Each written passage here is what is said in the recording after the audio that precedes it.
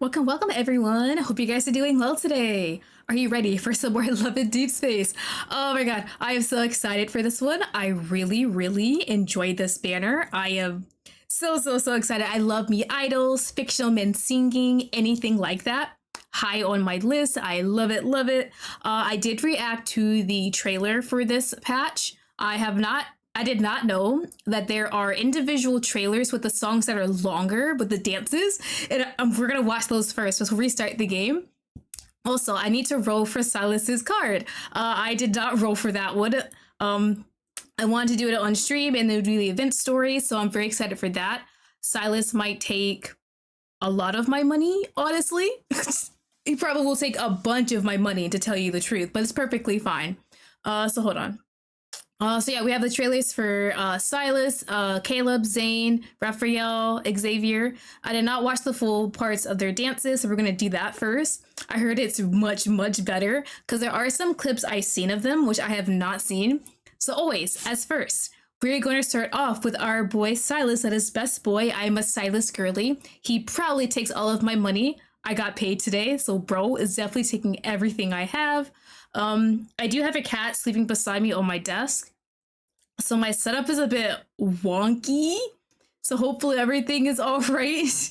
But yeah, it's a bit weird compared to usual. I have to make use of the space I am given because Price takes up everything with how big he is and how much he spreads everywhere when he takes a nap. But he should be fine, confined to his little small space. But yeah, Silas first. So hold on. When will we pause? I'll actually make it bigger. Hold on. I can definitely make... I can't see crap because my cat's sitting in front of the screen with OBS. Hold on. I'll make this bigger, actually. There we go. Just so we can see the screen better. Hold on. This cat is quite literally sitting in front of everything and I can't see any of my screens, but we're good. Okay, Silas is first. Also, all the songs are on Spotify and I am addicted to them. I wish they had longer versions of the song because I would listen to those even longer, but I love them so far. I think my favorite is Zane's, Silas, and Caleb's. Caleb's one is really good too. That one kills me. I think I listened to Zane's last night. It's like a good song to listen to when you're just laying in bed reading fanfics trying to fall asleep. But Silas, look at the way this bit is steering at me.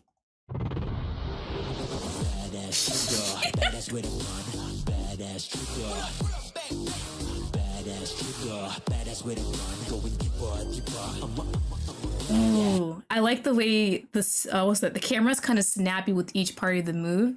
And Silas's outfit, the part of his shirt is a bit see-through, and I love that.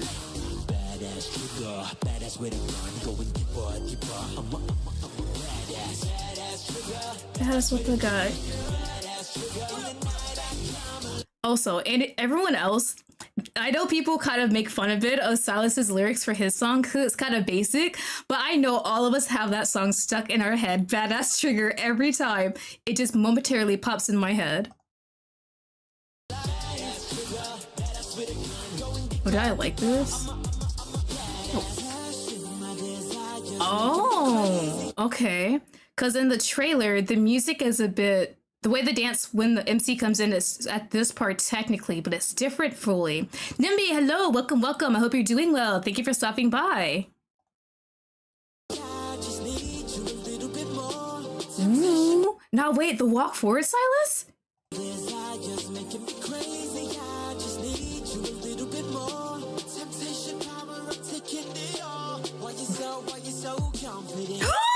I didn't see. Wait, we see more of the body roll. Hold on. Oh my god, bro got that thrusting. Bro, I need to know the context of these dance scenes so bad.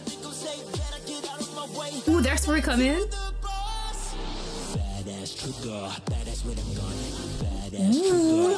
Oh, that's my... I paused it at the right part. Oh my god. Yes, just put your hands around Silas's neck. Okay, let me go back. The little dip is good. Ooh, that part's. Oh, and just the way he's just glancing at you. Oh.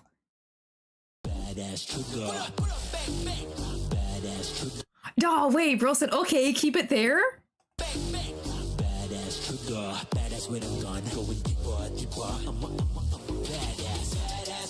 Ooh.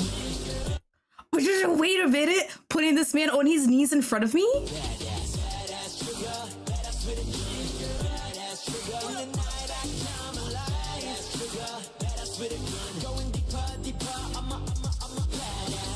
Ooh, oh wait, I really like that. Hold on. I have to go back to the body roll.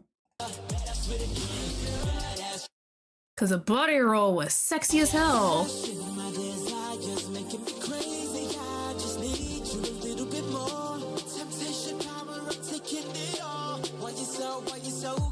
Oh dear Lord.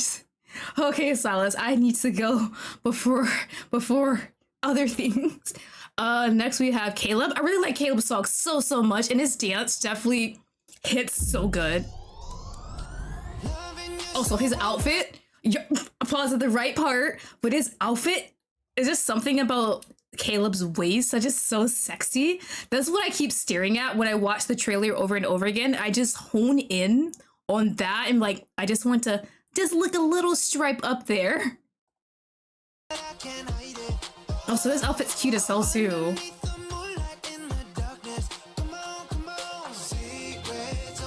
Ooh.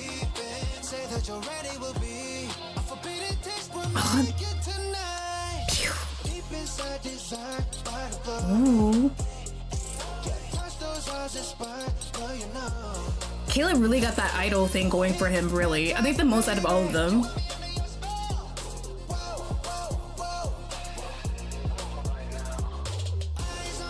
Oh yes! When MC comes in and they do the little nod thing, that is so cute. And I love the jean outfit.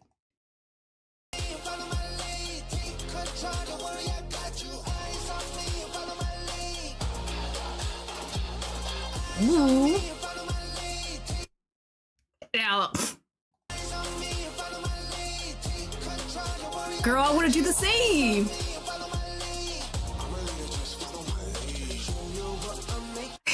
Every time, the look he does, like, bro's like, damn, I'm on stage. I can't make out with her right now.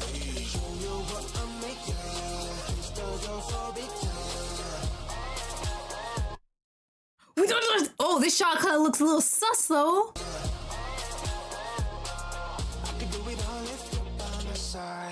Ooh, them getting on the floor. Hold on. There's one part with Caleb's when he does a little body roll thing. There. I pause. Hold on. Can I get it? Pause. Sorry. That part, that looks so gorgeous with the lighting. Caleb. Oh my god. Okay, I think next is Raphael. I like Raphael's too, honestly. Them three, Silas, Caleb, and Raphael, they're gonna probably take all of my money. Like, Silas is like what we need to go after. But the others, if they come home too, I would not mind.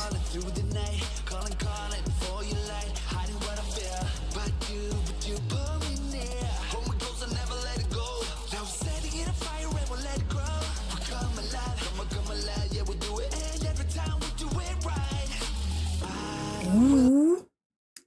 Also, his outfit, bro, anything that has tummy showing, I am all for it. I like the sheer one too. It's like a little peek of it.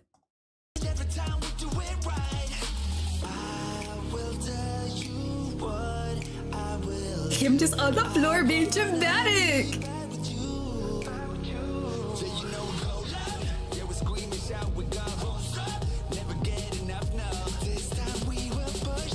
Ooh, I didn't even notice it. But at the bottom, when he walks, it's like a little water puddle. I like that effect.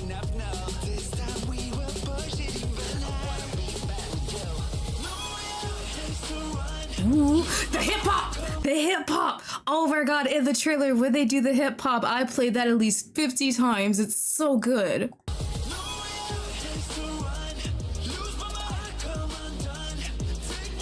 And the body rolling together.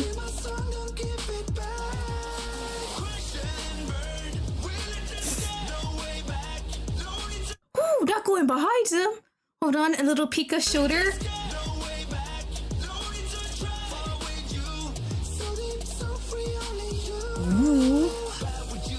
with you. I wanna be bad with you all day long. Oh, that sounds like my head too. Oh, he's so good too. Okay, who do you have next? It is Zayn. Bro, Zayn's song is good as hell. You guys don't understand. Also, his outfit, yo, like the part with the, what was it, lace? Bro, I'm like, men in lace is hot as hell too. Ooh, everyone got the body roll action. Tubby.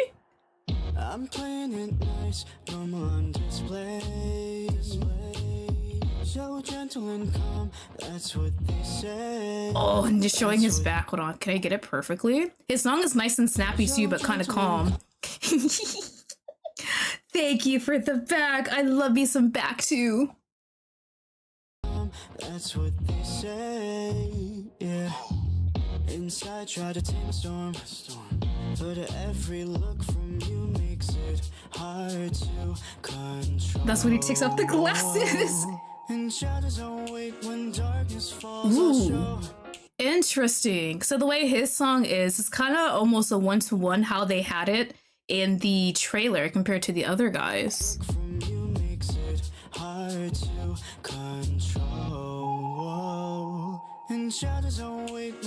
They were insane for this move too. Oh, wait, I didn't see that part. Girl, she pushing it back. Oh, stop. Joe, Zayn's a bias wrecker. Everyone's a bias wrecker who's not Silas, and it kills me. Like, I'm trying to stay loyal to Silas because all my money can only go to him. I play too many gacha games to try and get every single card. But damn, the nice, just tender look in his eyes is killer. Oh. Ooh.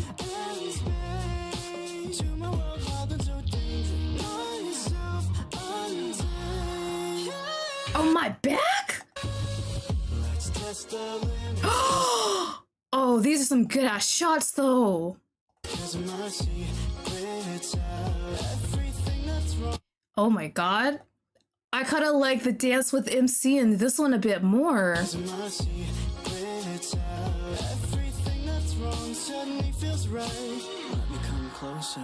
I'll show you. Oh, that was really good too. Watch again. I wish I could. We gotta go through the others. Xavier's, I saw one part and oh my god. Hold on, wait. Hold on. Click. There we go. Thank you for belly button too. Oh, the part of his outfit. I don't know if I can pause it right. The kiss mark here. And I think there's one like on his back, lower back possibly, or the tummy area.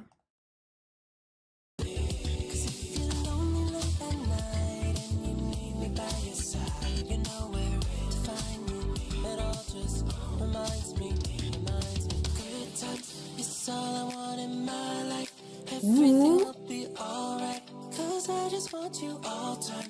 All times, so fine, baby, make it all right. And I just need you tonight. You're the one I'll always fantasize. Only you can make me. Oh, I love the cute little dance thing that they do here.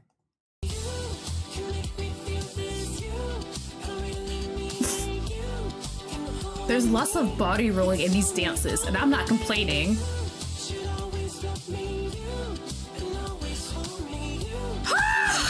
Bro, not them doing the word on me. Bro. Aw, see this on stage. Are they good? They're not good, but they're having the time of their lives.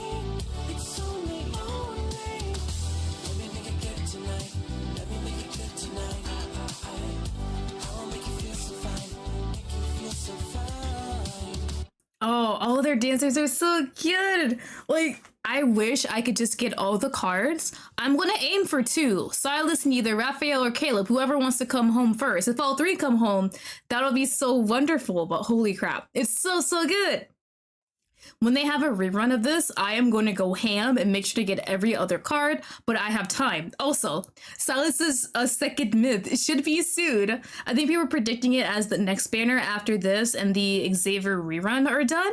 And I'm gonna be so broke because I'm already using money for this banner, but it's gonna be worth it. Everything for Silas is worth it, so I cannot wait. Okay, so we finished watching all of the full stances, thank God. They're so much better than I imagined. So we're gonna go ahead and, ooh, wrong thing. And actually get the app up. Give me a sec as I set that up. Wi-Fi on my tablet has been a bit wonky, so I might have to use a hotspot, but we'll see. I think I fixed it. So let me go ahead and get that set up. And let me switch scenes if this game wants to open. Jesus. Where am I? Here we go. Alright, so you just gotta wait for the game to open. There we go. Am I in the way? I think I'm good. I'm not too far into the screen. Oh, it's gonna do the thing, isn't it? Hold on. Okay, yeah. Hold on, chat. Let me pause. Oh. Ooh, the sound is a bit delayed on me. I'm not sure if it's delayed on your guys' end, so hold on. I have to... I know the settings, this used to happen to me. I know the setting to fix that. Ugh. I didn't even notice the sound was delayed before, but we should be able to fix it easily.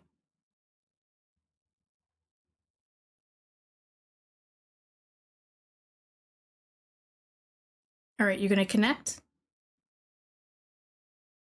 Ooh, I think we got it. Yeah. Oh, hold on. I realize. Forgot when it does that, it's usually my headphones that are behind, not the actual thing. Hold on. Did I fix it for me? I probably did it. Not that. Is it? No. Oh god. I need the sound game. Oh no. Hold on.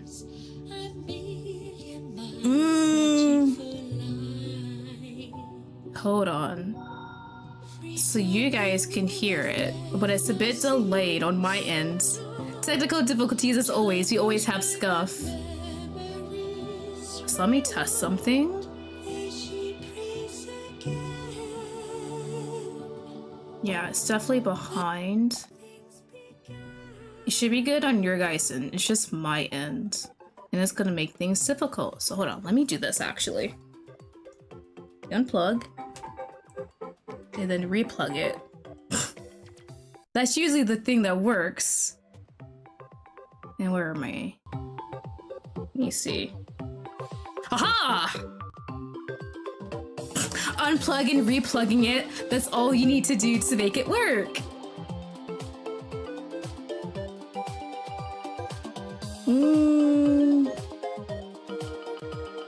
Okay. So that should be fine. Alright. Oh, hold on, yeah. I definitely need to do a hotspot. Give you a sec, chat.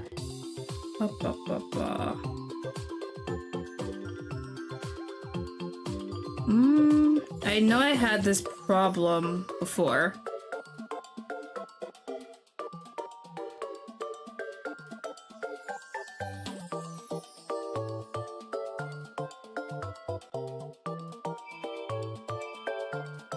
Oh, you got everything? You good?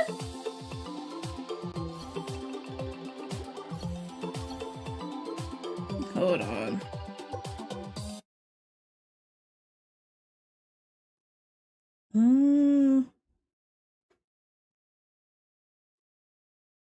Okay, we should be connected.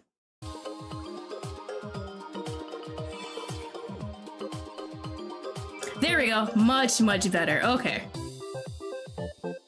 So we should be... Oh, I can go ahead and close those too. There we go. Okay. Is that the right one? Also, I had to reset it.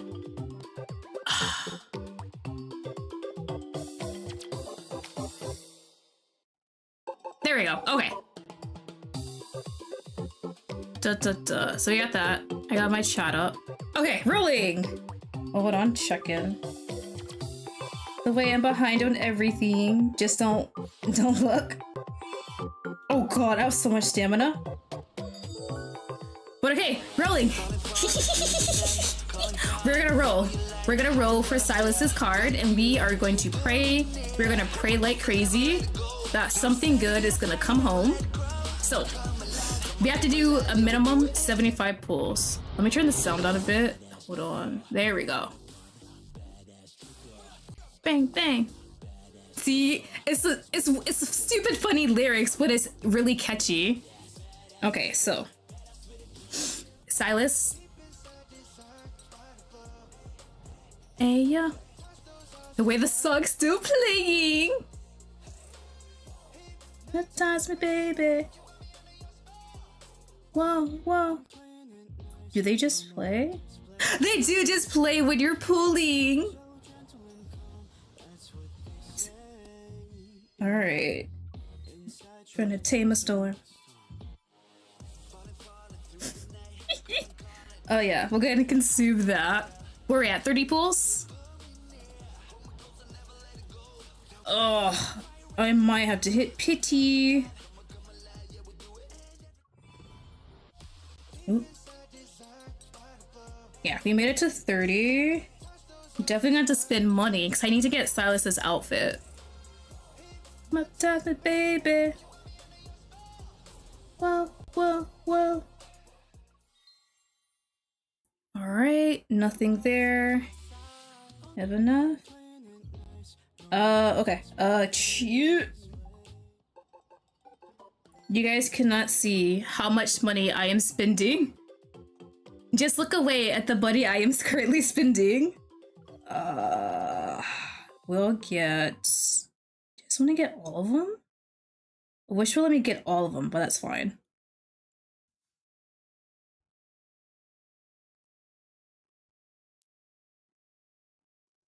Alright, we got that.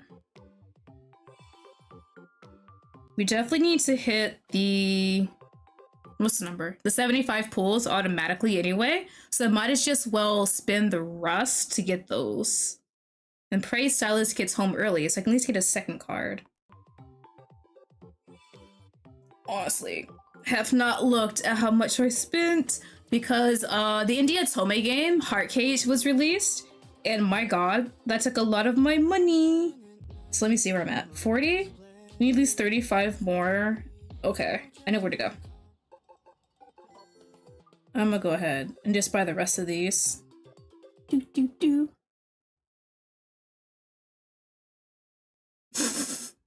Love spending money, and then I get the email. Yeah, you spend a lot of money, girl. My bad. I need it for these Fichtelvin. Okay. Alright, let me buy one more pack, and hopefully that should be enough to get at least Silas's card and his outfit. And I already bought the outfits that are in the shop for like $1 when he died. At this point, I don't even know how much I spent, but it's perfectly fine. Your girl got the money for it. Okay, I think we're good. Probably need to do one more, but should be fine for now. Bang, bang. Badass trigger. Badass with the gun. Yuki! Yuki! Silas card! Oh! Silas card? Damn it! Hey, yo. Hypnotize me, baby.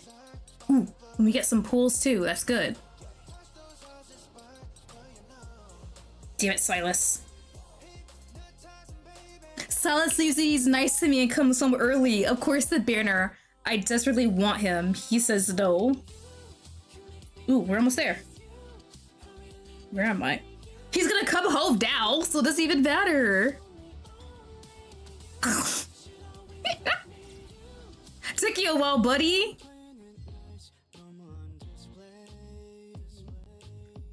Whoa, What do you mean?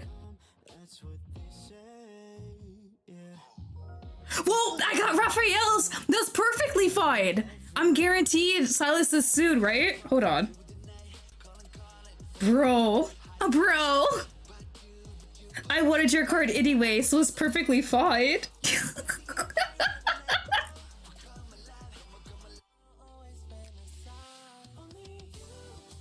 Yeah, buddy. When is it? Oh my god. Oh, duh. I need to do more pulls. Well, what was it? Your West Point gauge is full. Next time you have to 5-star. Yep, okay. So next 5-star is him. Sorry, chat. I have to spend more money. Unfortunately. Alright. Shop. Wait, I'm not even gonna look at my bank account after today. I don't need to stare at it. Alright, we got that pack. God. My bank account. I probably won't do it on stream, but after stream, I'll make a comment about how much I spent. Honestly, it's not really a lot compared to what I usually spend on gacha games. And I only spend like every time Silas has a banner, and it's fine. I have like the extra income. But damn, sometimes looking at it, it's like, yeah, Silas took all of that money from me. Alright. We got some more. I don't know if it's gonna be enough, but we will see. That's what they say. I'm trying to tame a storm. Okay. Oh, bro. You know, if Caleb wants to come home before Silas, that I would not be not hating that. Just letting you know, game. Hypnotize me, baby.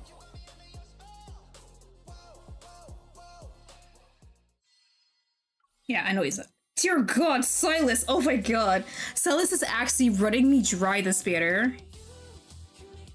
Okay, we at least got the outfit. 43 more pulls for another guaranteed. Okay. Okay, chat. I might have to do the high cosmos. Sorry for continuing not showing screen. I just can't show you guys how much money I'm spending. Okay, so we need that many. I might as well just get the rest of these. How much is the 12? 12? Try to see my options. Pro. The 54 one? Hold on, I have to do math to make sure. Okay, like, is it good money-wise? So the $9.99 pack gives you a 10 pull. The $54.99. $9.99, how many is that? 5? That's a bit more expensive. So it looks like it's better just to do the $9.99 pack. Okay, yeah. God, I don't even see my bank account after this. Oh, wait, I need the extra pools, though, for the singles. Silas, please come home early. Okay, and I'm gonna have to buy all the rest of these packs. That's what it is. Okay. Oh, I'm not gonna have anything for when Silas's second myth is released, but okay, that just means more spending for him. And maybe I'll get VIP status if I do.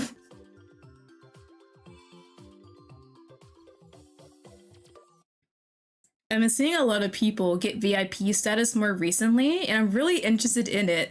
But I play like so many gacha games and I work part-time, so I only spend so much on the game just to guarantee I get Silas's card in his outfit if there is one.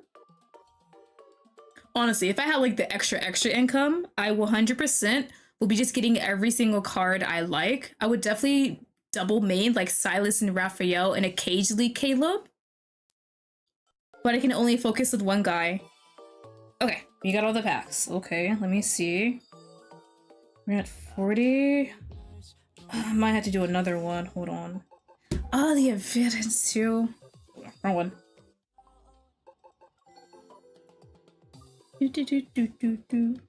God, these packs are killing me. What's this one? That's for 10. That is not a good thing.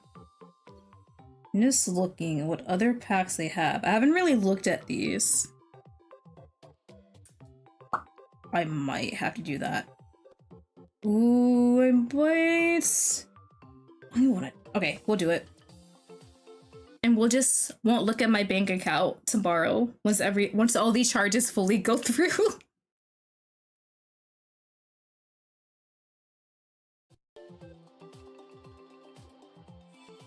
Okay. Now we have everything to actually officially guarantee Silas. Oh my god. No, if he comes home in this pool, I'm gonna be so fucking pissed. Okay. I'm just gonna spend all this money for you to come home early. Oh, I forgot you can get the extra pools. No, I didn't have to spend that $12. Damn. You know what? The way I'm kind of close is getting a second outfit. Oh, I already got a second outfit.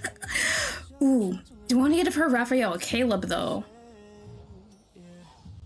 In trying to tame a storm. Okay. God. Okay, Silas, you're coming home the next one. That's fucking Silas. Bro! Thank you for coming home at least, Silas. I appreciate it. Thank you. At least I got 2 of these damn cards. Hi, buddy. Hi. Hi. Thank you for coming home. But I spent so much money on you. Okay. Might as well switch it to Caleb. I don't know which one. Yeah. I still will claim that. Are these limited? These are limited. Okay. I might as well just do those pools since they are limited. Yes, wait. Wait! Wait! Wait! Wait! Wait! Copy Silas? Silas, what the fuck? Thanks, man. Thanks, man. Thanks. Oh my god. I still got those 10 too. Oh my god. Are you serious? Next enough is until 200. I am not doing that. Do I have enough? I don't. We're gonna worry about that. That's a thing for later, Lottie. But we finally got him in a copy. I didn't expect to get a copy, but we're gonna rank that up, buddy. Yeah, look at you. Ooh, thank you. We're getting closer. We're getting closer to level 100 for him. So let me just grab that. And oh, wait, get the other color of his outfit. That's fine. Never mind, Silas. I'm so sorry if I badmouthed you. I still love you. Might as well. Actually, let me do this off stream. This is gonna take forever. Okay, we got boy. We got Bay. Best boy has come home twice. And I'd have to remember to grab his outfit. And we got Raphael. If I can somehow get Caleb, that would be perfect. So hold on. Let me go ahead. We're definitely Silas, right? Just to be sure. Oh, I like Raphael a lot, but I kind of want Caleb's outfit more. Okay. Maybe a bit more spending. I technically still have to do these other pulls. Hold on. Yeah. I need 450. Okay, hold on. Bang, bang.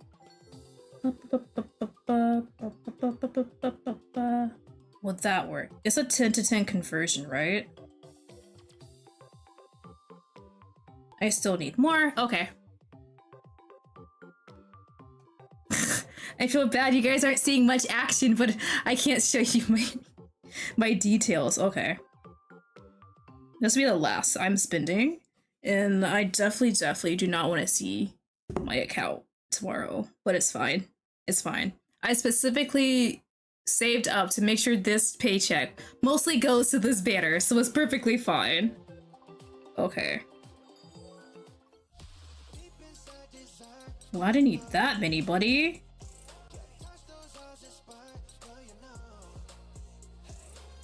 Hypnotize, baby. Whoa, whoa, whoa. Okay. We're good. Last one.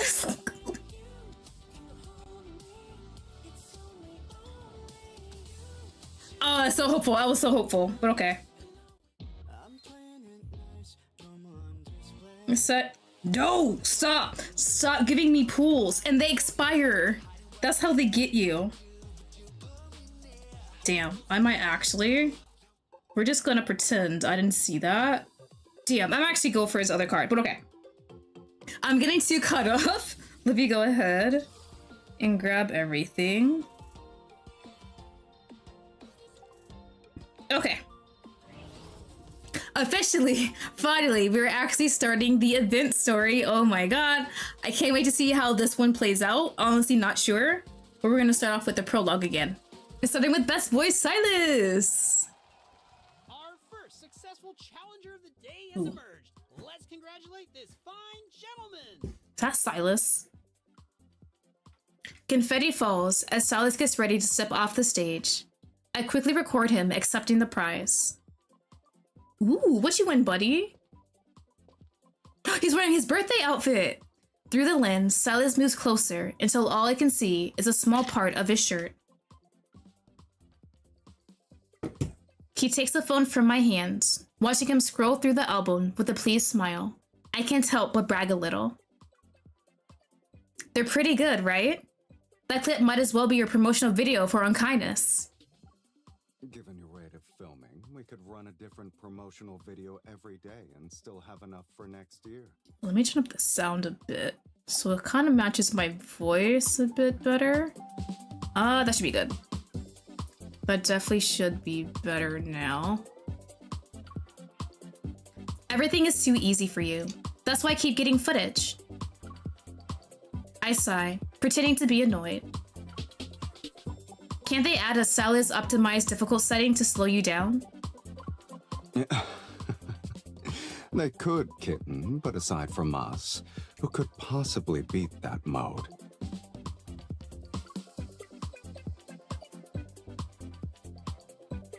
He reaches toward my head, only to pull a few off a few streamers that were stuck in my hair. Well, we got our prize. Have you figured out where we're going for our trip? Alright, so you won a competition, we're going cute little trip. I shake my head. We talked about traveling together, but we still haven't chosen a destination. The organizer bringing us our energy prize seems to have overheard our conversation. He walks faster. You're planning a road trip? I'd like to recommend a great place. Oh?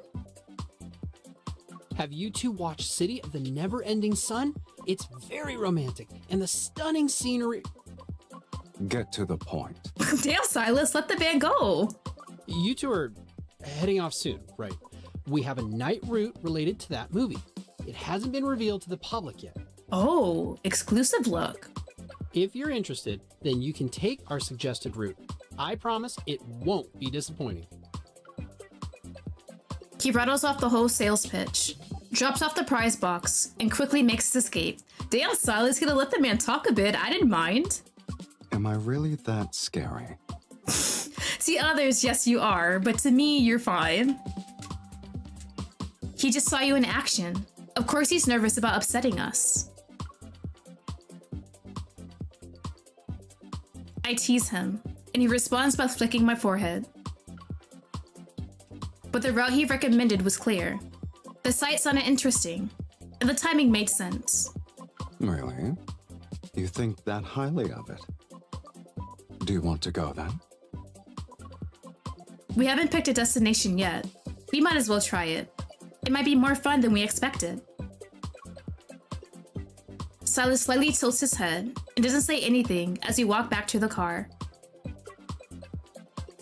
Okay, so it's a road trip event. Like how they have the mini game with the car. Okay. Halfway through our ride, I notice the road we're on and go straight to Unkindness's base. Someone's being sneaky. Unkindness wasn't part of our itinerary. It's an old movie. Don't you want to rewatch it before we go? Oh, movie night? Someone also said that Unkindness's home theater has the best atmosphere. I can't think of a better first stop. Okay. Ugh. Tablets in my lap, so it's kind of awkward, but I think I got it. As long as there's no battle, I'm fine. The movie is a classic romance from a few years ago, but this is the first time we're watching it. As the ending plays, I reach for the remote, but once I hear a familiar theme song, I turn up the volume. Didn't you say it was too loud and you couldn't hear me talk? You don't recognize the song? I swear, I heard it somewhere before. This one? Silas turns on the phonograph on the side table. The melody flows out and blends with the movie sounds. Curled up in his arms, I can hear the soft hum in his chest. He must really like this song. You're right. The setup here is better. I poke his chest. Even the sound has depth when I listen from here. Kitten, you're enjoying this a little too much. Am I? Ooh, wait, I forgot I can save shit. Hold on. Hell yeah. Wait, your photograph looks like the one in the movie. Did you buy it because of that? Close, but no cigar. I'll give your imagination another chance. Okay, buddy. Don't tell me. You made it? I lent it to them. What? What are you, sir? You actually contributed to the film industry? I didn't think you lent out your prized possessions. I assumed you kept them locked away. It depends on the situation. Some things are meant to be seen. That's when their value is at its full splendor. The music ends. The movie finishes and automatically starts again from the beginning. Silas unravels a ribbon that was caught in my hair. Then he gives my head a gentle pat. Okay, that's enough recapping for today. Let's pack up and leave things behind. Somewhat annoyed, yet amused by his tone, I purse my lips. You make it sound like you're sending me off on my last journey. I doubt you'd go by yourself even if you tried. I'll stay with you until sunrise. Only until sunrise? A greedy kitten as always.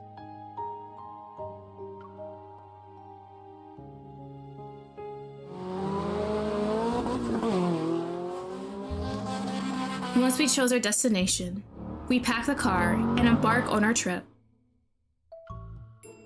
Only to get stuck in traffic jam on the highway. Well, that sounds just like it. That's definitely how vacations are when you're like on a road trip, right? I mean, we could do car karaoke? Under the polar night, the city has lowered its speed limits again. The narrow roads are jammed. We're better off riding on one of your old energy bikes. The RX 116 and Frostfly are great. Black Rose Archfield's not bad either. I kinda miss Black Rose Archfield. It might have gotten us there faster. At this point, we could drive over these cars and use them as speed Wait. bumps. Okay, buddy, let's not do that. I know you're joking, but that's so funny to joke about.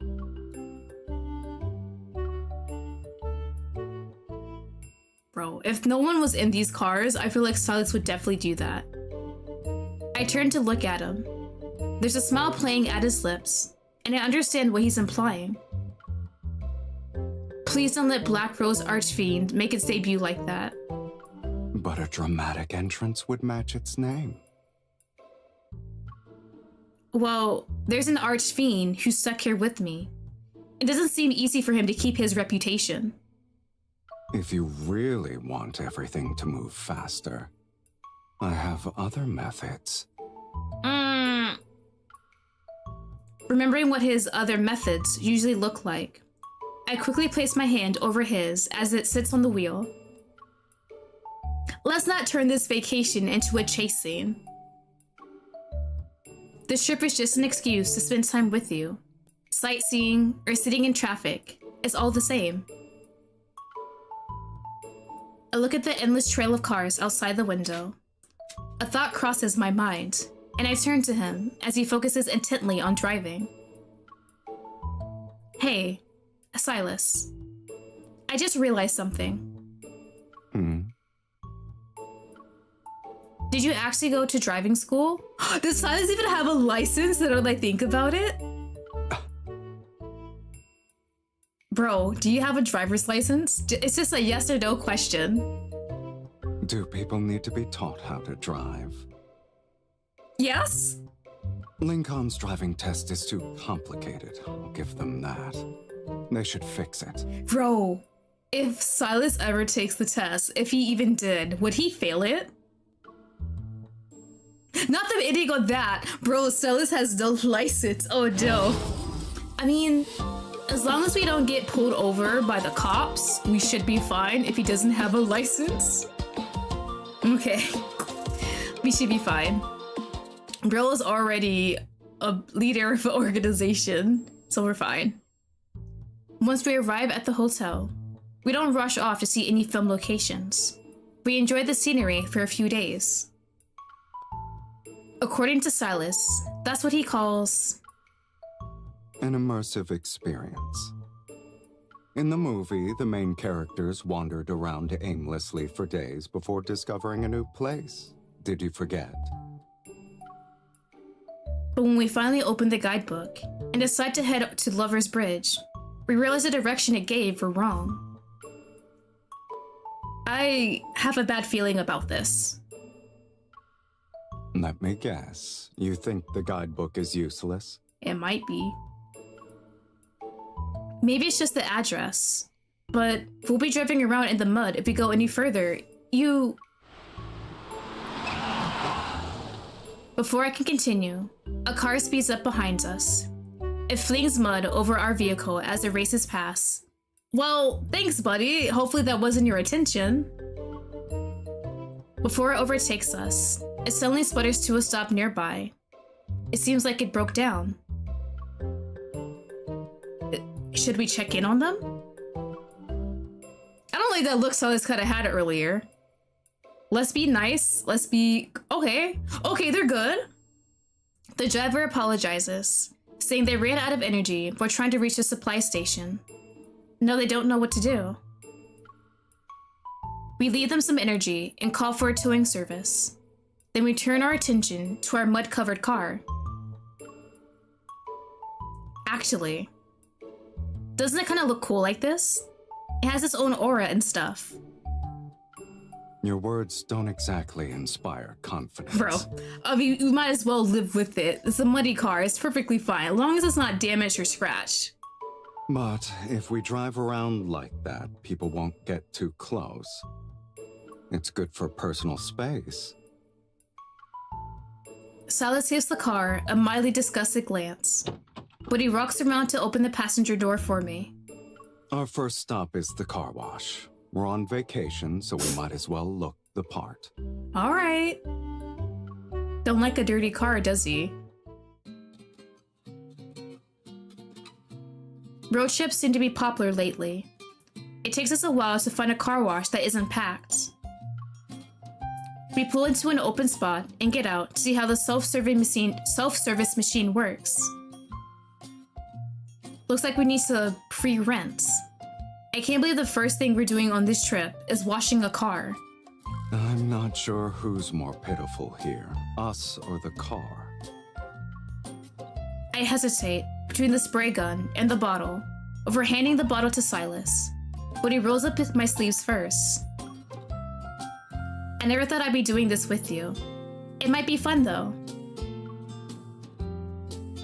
Celis pours cleaning solution into the bottles. Then he gives one to me. Let's not make a habit of this. Celis's voice blends with the sound of spraying water. It's hard to tell what he's implying.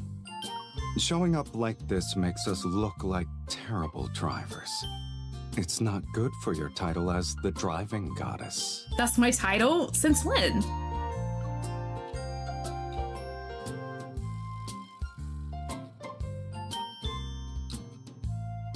After rinsing the car, we get back in and wait for the final overhead rinse.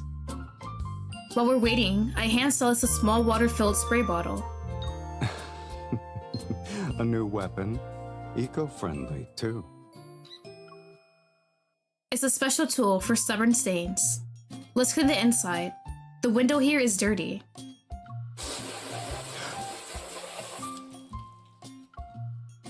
The stream of water is stronger than I expected, as it accidentally hits Silas.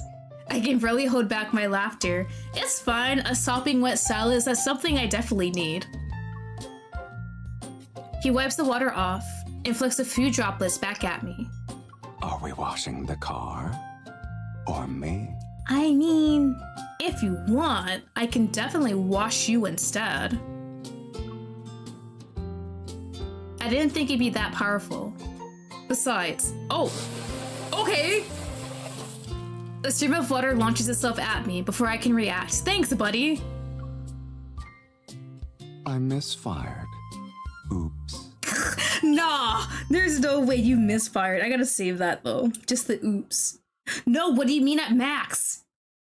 I misfired. Oops. I'm gonna have to go back and get that one. You're trying to avenge yourself. Again? And just like that, the water battle begins. After a few rounds, we're both soaked. Well, it seems like a great first day of vacation at least. I don't know how everyone else at the car wash is gonna think of us.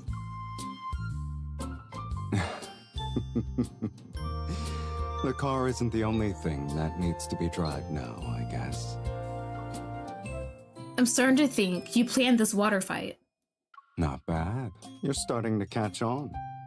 But judging by the current state of things, are you sure you want to keep going? No, I'm probably freezing. We're just getting started. I suggest you surrender while you still can. Ready for another attack, I raise my weapon. Before I can fire, the spray bottle is yanked away from me. I fall into his warm, damp embrace. Outside, the artificial rain has ended, and inside the car, a different kind of downpour has just begun. Okay. Wonderful first day of vacation, I'd say. Washing the car or me? You, obviously.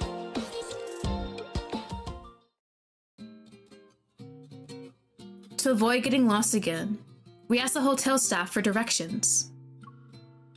They helpfully confirmed the location, but warn us it might not match our expectations. The map might spontaneously combust with how long you've been staring at it. What's wrong, kitten? Celis leans in toward the map I'm holding. His gaze lands on my finger that's on the spot called Lover's Terrace, before moving to the empty lot in front of us. Well, it's a big empty terrace. It's so empty. Celis scans the area and walks over to a nearby sign. Filming location of City of the Never-Ending Sun. Looks like time reduced the terrace to a simple plaque. Well, since they said this movie was made a few years ago, I guess that's understandable. And the hotel did warn us. I feel a wave of frustration. We've been misled, but I don't know what to do. Do you want to demand a refund? Maybe.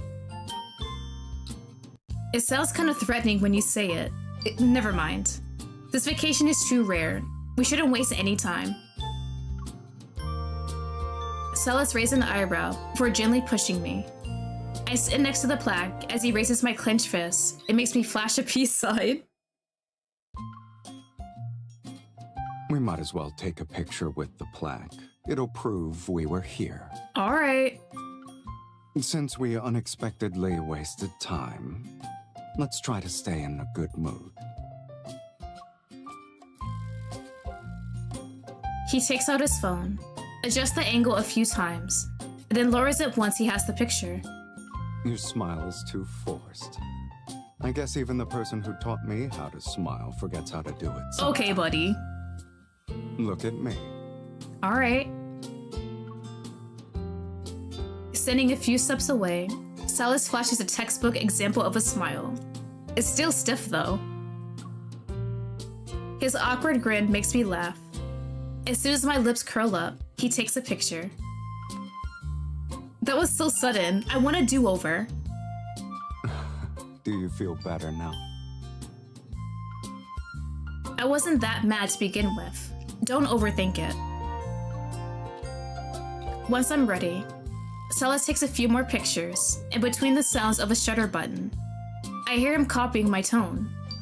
I only wanted to take a few pictures to cheer you up. Hold on.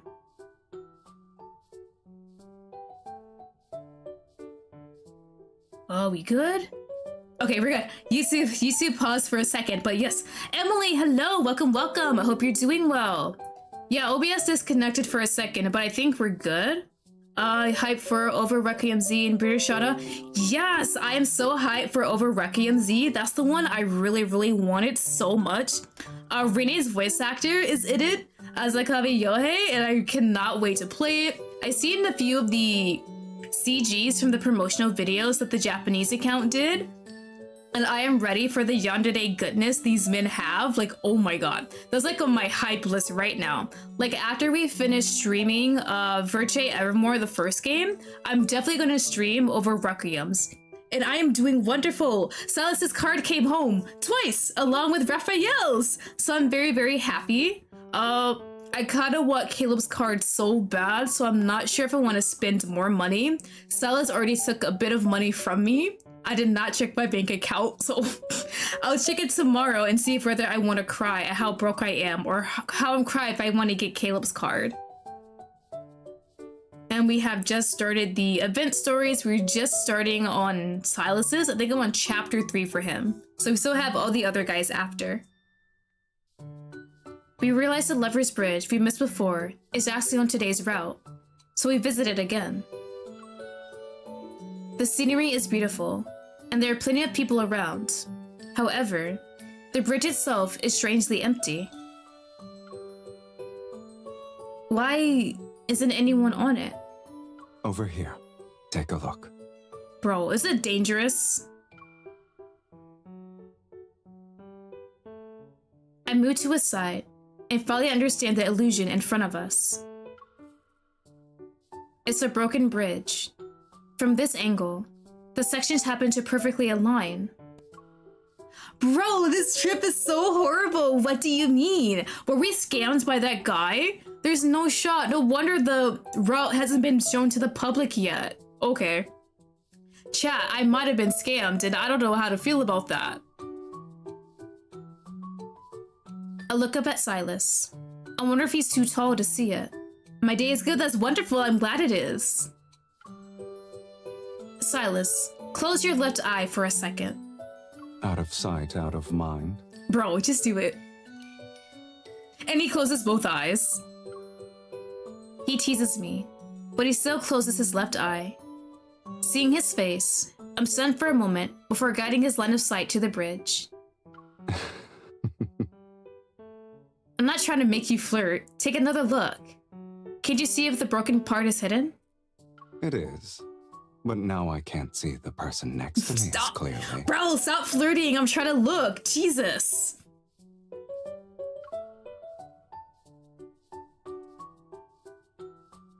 Now what's wrong, Silas, bro? This vacation is horrible. He takes my hand, leads me through the crowd, and motions for me to step onto the bridge. The broken bridge? Well, we didn't come all the way here. Crying, just to look bro. From a distance. He's like a cat. He sometimes is. I love that about him. Walk across the broken bridge. Silas, please. If I fall in here. Not him using his evil. Okay, buddy. As black-red mist gathers around us, I realize what he's about to do. We're already here, so of course we should see the best, clearest view. I hold his hand more tightly and feel the power of our resonance flow through my palm. It puts me at ease. It's beautiful. Are you talking about me or the view? Celis leads me to the broken bridge. The familiar power lifts us and draw a gasp from the there are people surrounding us, aren't there? Okay, that's perfectly fine. We won't see them since this is a vacation. Framed by the polar night, the scenery ahead is more breathtaking than I imagined. I can't help but sigh. Too bad views like this are hard to come by. Fixing the bridge isn't hard. If we want to come back, we can. People might think the N109 zone is romantic if they found out you did that. Celis wraps his arm around my waist. Under the moonlight, even our shadows move closer. I don't care about what others think. Stop being romantic! The person next to me has known that to be true for quite a while now. He kills me with these little lines, bro. Romantic Celis is best Celis. Just the way he has some of these lines just sounds so damn poetic. Like, bro, my knees are bending.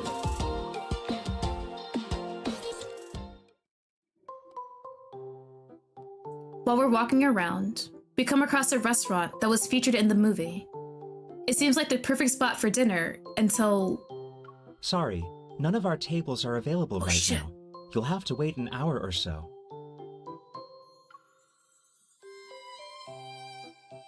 After getting our queue number, I turn to look for Silas. He's leaning on the railing and staring across the street. Who's my main? Silas! That's best boy! He takes all of my money every time his banners are here. He took so much money this banner, I am not ready financially for his second myth card, so well, just pray for me on that end. He looks like a mysterious agent waiting for a secret contact. So I copy his pose and stand beside him.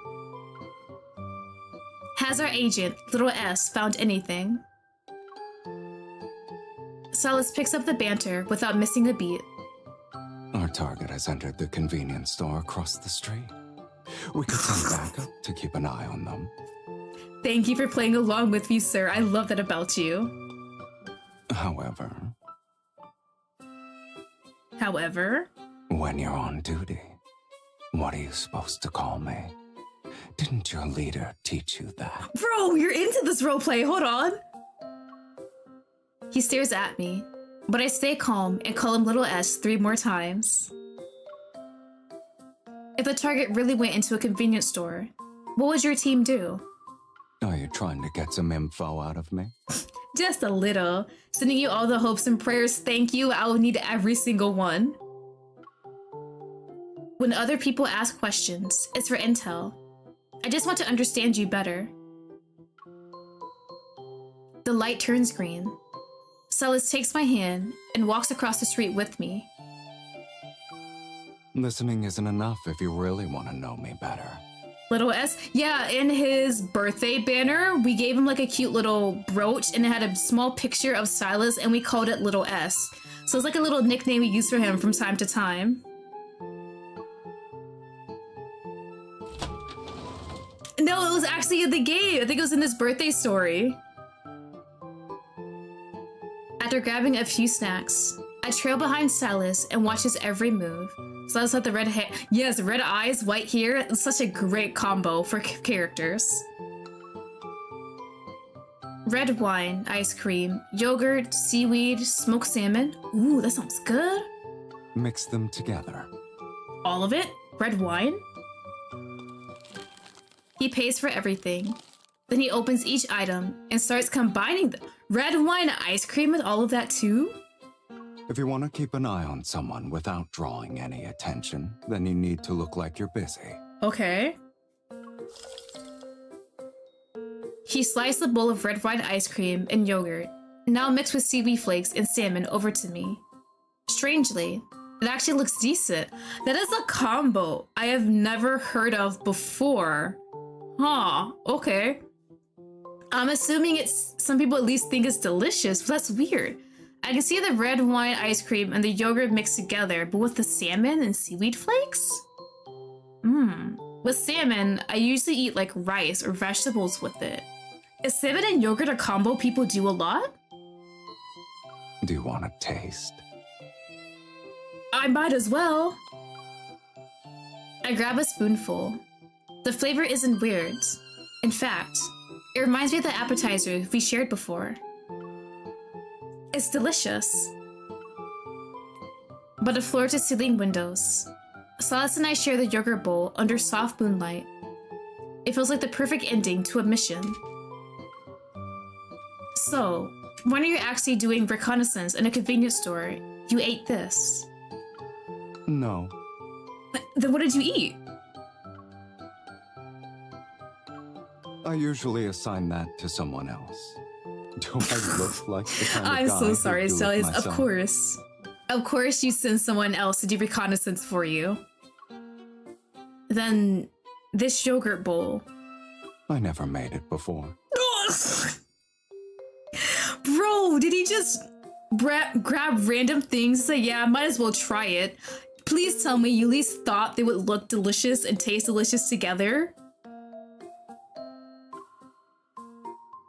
It suddenly feels a little harder to keep eating. I might be a bit suspicious after that. But I was imagining that scenario. Oh my god. If I was doing reconnaissance. Okay, buddy. He scoops up another bite. Seaweed bits and yogurt. This is what I'd do. It sounds like I'm your accomplice now. Hasn't that been the case since the beginning, kitten? The more you know, the harder it is to pull away. And I don't share food with just anyone. I'm so lucky. I feel so honored. I just can't get over that. Red wine ice cream, yogurt, seaweed flakes, and salmon in a bowl. Okay. Okay, I know people use yogurt for like actual like meals like dinner and lunch depending on what it is. I think it's what, like Greek food uses lots of yogurt. But yogurt and salmon? I definitely have to look that up. That's so weird. Yogurt and salmon all together. As we pack up to go home, I noticed the map we had long forgotten. It's tucked under our souvenirs. I get a closer look and see little cat faces drawn over the places we visited. Each one shows a different mood. If there's too much luggage, I'll have someone get it. Did he draw What are them? you looking at?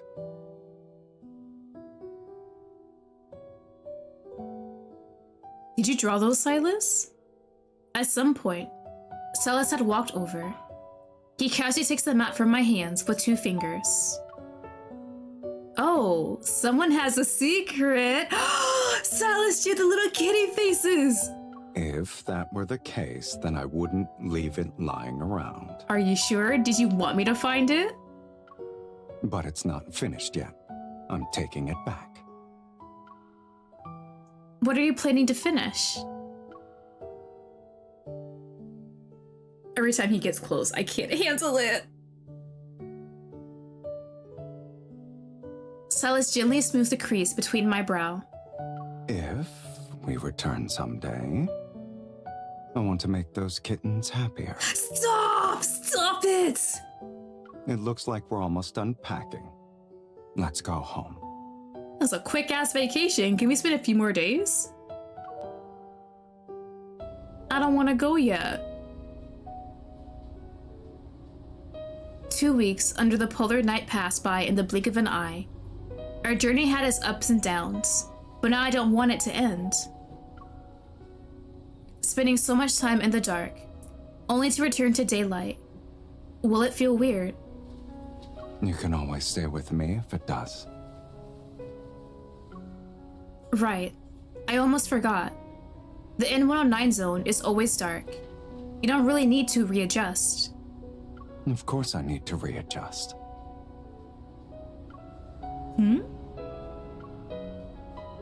The song on the radio fades, and his voice becomes even clearer. After 2 weeks of relaxing, going back means readjusting to an old routine. It'll take some getting used to. I freeze for a second. Then I realize that maybe he's not talking about a routine. Rather, he might be referring to me. Maybe it's because we used those 2 weeks to visit places that were dark, fun, and safe.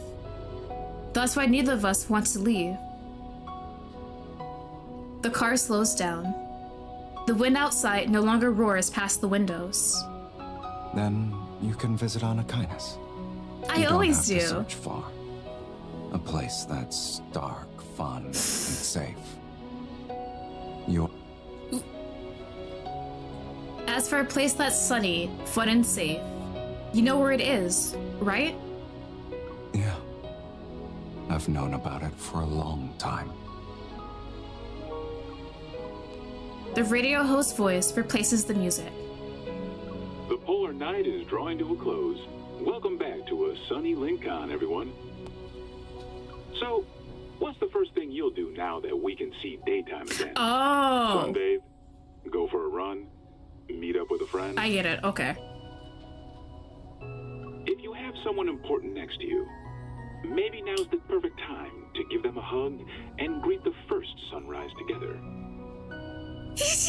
Perfect! Perfect timed radio. I glance at Silas as he drives.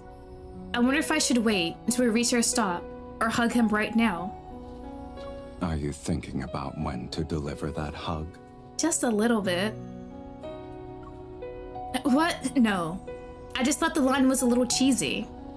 It was a bit cheesy. I look away, but there's a small bit of reluctance tugging at my heart. Something brushes against the back of my hand, and I pretend not to notice, before I quietly turn my hand over to hold his. In any case, the first sunrise still deserves some respect. Then, I'll save the rest for when we get there.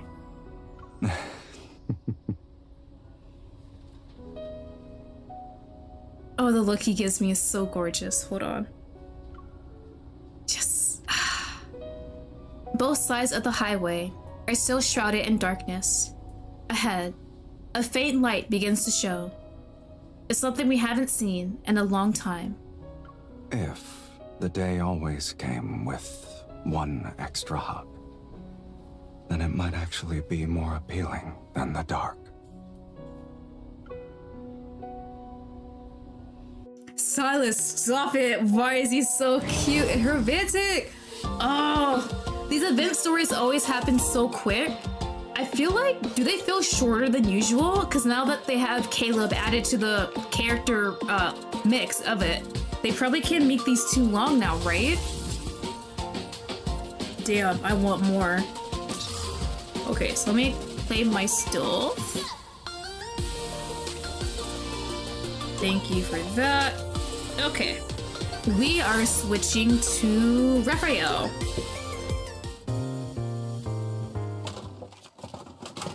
Ooh. The record ornaments and sports car models can go together. As for the commemorative photos from the event, I'll put them here. What do you think?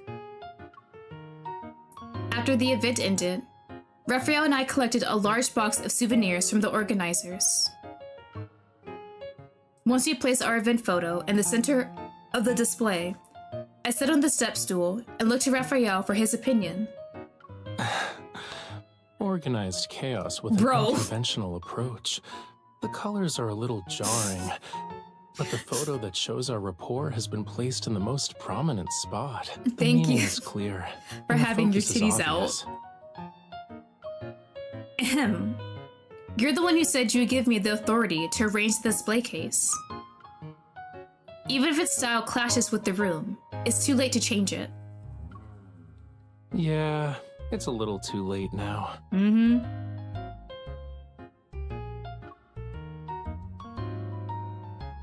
What do you want? It doesn't matter, though. Someone already turned my life upside down a long time ago. Anyway, no one can set foot in here except for those who are closest to me. Am I special? In the distance, the seagull orchestra suddenly flaps their wings and lets out a chorus of squawks as if they're cheering us on. See, cookies and lemons agree. Oh, wait, where are you flying off to? The seagulls soar toward the cardboard box the organizers gave us. And I suddenly remembered that there are several bags of leftover fries inside it. Not the fries, please! No. Don't let them get the french fries. Those are sacred food. Amid the fry battle, 2 letters fall to the ground. I bend down to pick them up. The text embossed in gold catches my attention. Huh. Polar Night filming trip invitation. Please scan the QR code below for more details.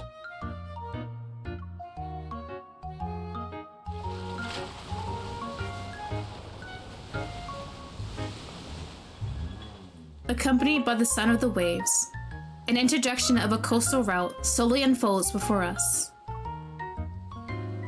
Define the most romantic scenery in your eyes. It says here that there's no predetermined route during the trip. None of the listed scenic spots you can visit is mandatory. Interesting. And, if we accept the invitation, the organizers will provide us with equipment throughout the entire trip.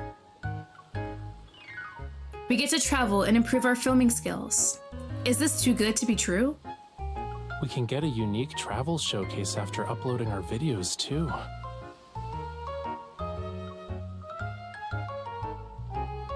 Tempted for a moment, Raphael and I look at each other. I still have plenty of vacation days left. Do you want to see how it is? Raphael smiles and tilts his head. He reaches out to me, his eyes sparkling with excitement. Of course. I was waiting for you to say that.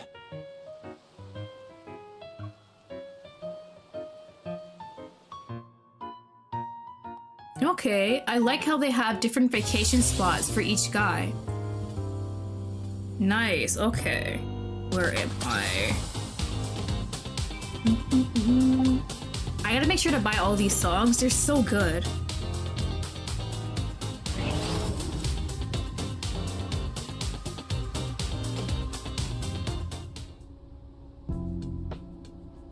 After leaving Lincoln City's concrete jungle and heading east, the scenery gradually opens up. The horizon is tinged with the polar night's intoxicating hues. A breeze carries the essence of freedom toward us through the open car window. Warning, navigation signal has been lost. Switching to manual driving mode. Bro, what do you mean there's no signal? The navigation system's interface is flooded with red exclamation marks. The car radio's warning beeps accompanying it.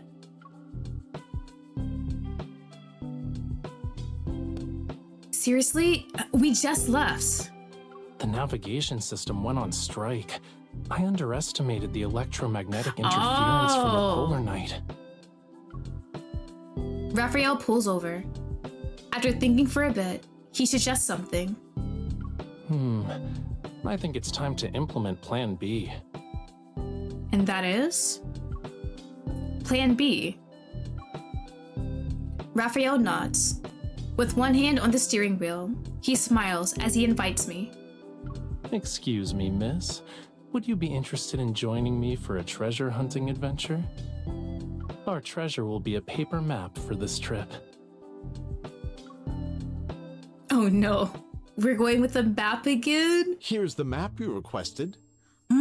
That's so funny thinking about it though. Has everyone ever used MapQuest? Because I definitely remember using that years ago if I go on trips with my mom or my dad. I remember my mom and I went to some baby shower and we had to use MapQuest to get to it. and you gotta sit there and print the directions and all of that and hope everything works out compared to how they have GPS now. It's wild how technology just advances like that. Oh my god. Just trying to imagine people now who are used to using GPS try to use MapQuest is ridiculous. I think I should be fine if I attempt to use MapQuest again. In front of the stall, I take the map made from rolled leather. My gaze is unconsciously drawn to the line of small text. The sea god's tears? Based on the markings on the map, it's a local attraction. Hearing our conversation, the stall owner's face lights up. You two are tourists, right? The Sea God's Tears is the most famous, mysterious sight in our waters. On certain nights, the sea's surface is adorned with starlight and a phosphorescent glow. They're like the tears of the ocean. Legend has it the couples fortunate enough to sail at night on this glowing sea will form an everlasting bond. In every life, they'll never be separated. The stall owner speaks as if it's a miraculous phenomena. I glance at Raphael and mouth a question. Is this real? Raphael shrugs. His expression is basically saying, how would I know? He leans toward my ear. It's just a marketing gimmick, but the blessing sounds nice. So we're gonna go see it. As for its effectiveness, I'm kinda curious. Since you two are interested in the Sea God's Tears, why not take a look at Seamoon Bay's mascot? A mascot? Wait! Cute mascot! The stall owner suddenly remembers something and pulls out a jellyfish plushie from behind him. Enthusiastic, he recommends it to us. Raphael, I will be buying that for myself. If you want one, please let me know. It was made to look like the Sea God's kin. Keep it with you, and it'll ensure your coastal trip goes smoothly. Every customer who bought one says it works. With its innocent, round eyes, the pink jellyfish plushie stares back at us silently. Why would the sea god's kin be jellyfish? Are you was it offended, sir? That's a question for the sea god's aesthetic sense. Surely he can answer it. Finding this amusing, I hook my finger around Raphael's and he holds my hands in response. Let me take a closer look. Really? Raphael voice chief. Yeah, his Japanese voice actor is Shinosuke Tachibana. Bro has that sexy, sexy voice. If you like Idol series, he is Yuki in Idolist 7. He is also Shion in Paradox Live. Shion is a sexual person, so like all of Shion's lines are sexual, and it's hilarious when you listen to the songs. Best part. What song is it? Catharsis. He has one line and it's just him talking about coming, and I'm just like, yeah, that sounds like Shion. Bro is so never serious. Sparkling eyes and charmingly innocent. You know, it actually resembles you. Let's buy one. After completing our purchase, we stand hand in hand in front of the stall.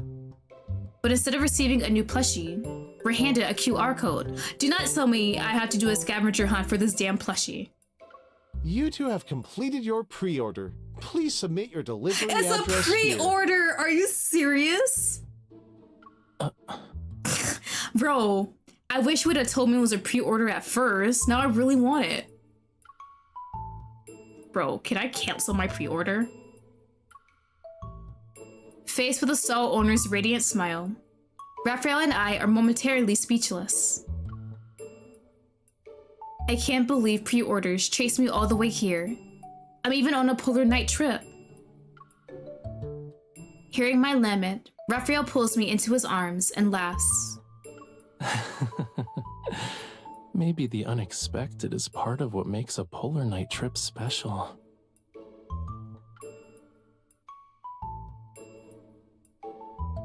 Well, I guess I won't be getting that jellyfish plushie anytime soon.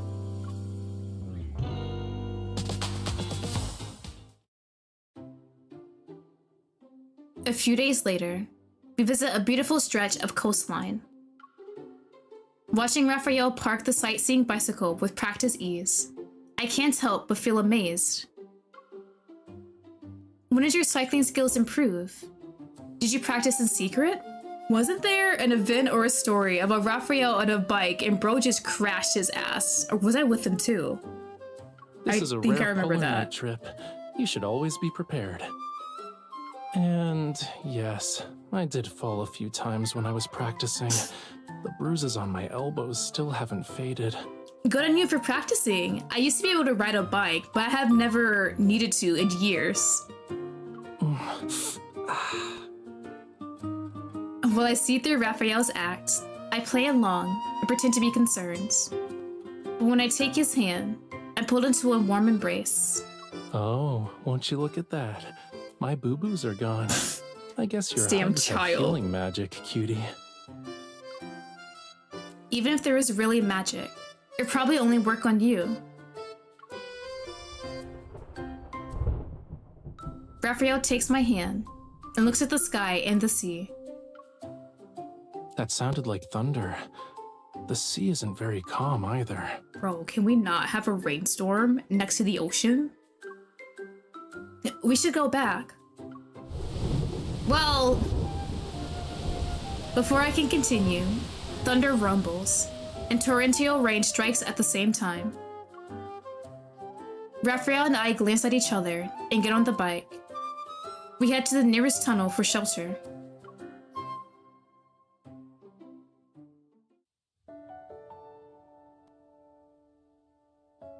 The storm and the howling winds fade as we venture deeper.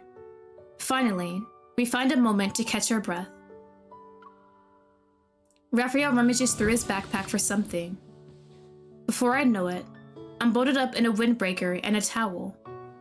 Wear it. I can't see you though! Raphael rubs the top of my head through the towel. He's drying my hair for me. You won't easily get sick now. Ooh, I like the little echo since we're like in a tunnel. The reverberation is pronounced in the empty tunnel. Raphael looks toward the depths ahead, and his expression is serious. What is it? I'm hearing something from the seabed. Follow me.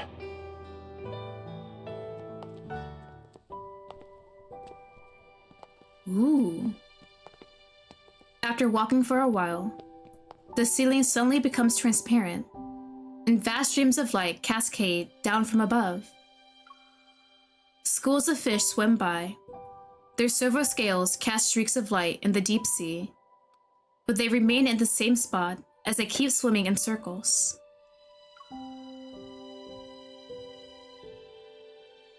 The magnetic field here is weird.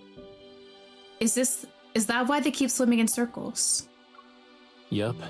Electromagnetic forces turned this part of the seabed into a magnetic field anomaly. When schools of fish swim here, they lose their sense of direction.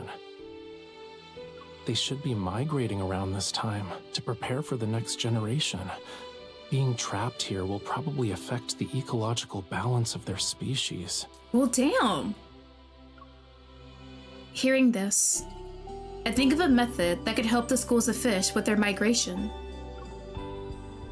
Raphael, maybe I can... Use an evol resonance to eliminate this anomaly? I'm glad we're on the same page. I reach out, close my eyes, and take a deep breath.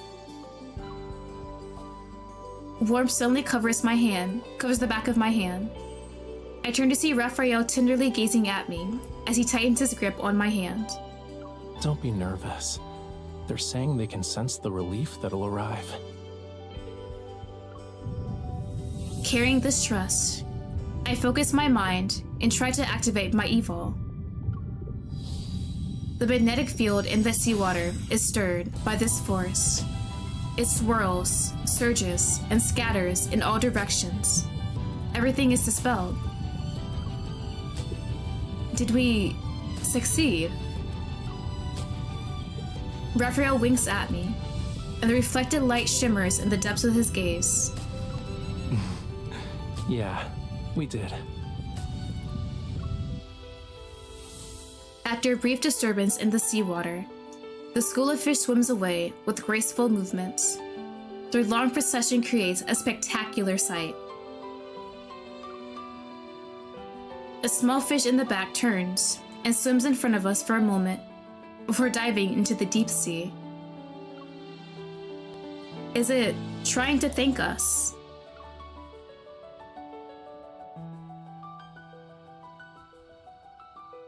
It's saying goodbye to us. It's about to embark on its journey. Oh?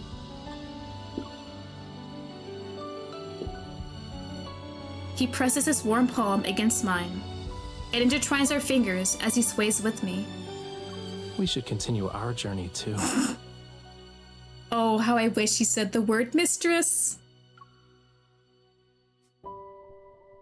Ooh, okay. That was a really cute moment that I liked. Chapter 3. Fishing is also an important part of our coastal trip. We arrive at a place called Treasure Reef after picking up... Oh, did it pause? Oops. Capture card paused a bit. What do we make it a competition? Let's see who can catch a big fish first today. Milk's been really good lately. Raphael sets up our fishing chairs and hands me the fishing gear after adjusting it properly. You're really confident, huh? That means I need to show off my real skills.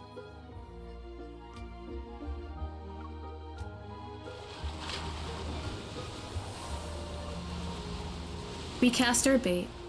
We find ourselves in a tedious waiting period. After what feels like forever, the fishing rod in my hand suddenly dips down. I got one? After putting in tremendous effort, I finally managed to reel it in. A drift ball. Of course, it's garbage. I get garbage first. Ooh, a strategic retreat. Ha ha ha. Funny. I can tell you try not to laugh.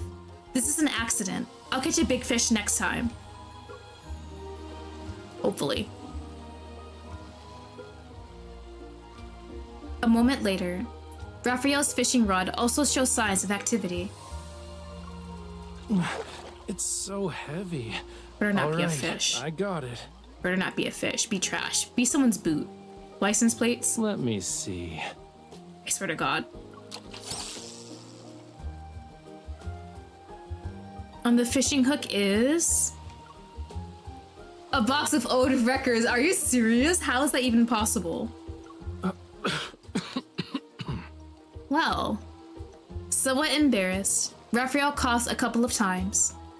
He places the box of old records next to the drift bottle, as if nothing unusual happened. You know, if it's one person getting trashed when fishing, it's fine, but two? Especially a box of old records? Is this place slightly polluted? Do people just toss things into the river or ocean, whatever, off the cliff and say, you know what, that's my garbage can?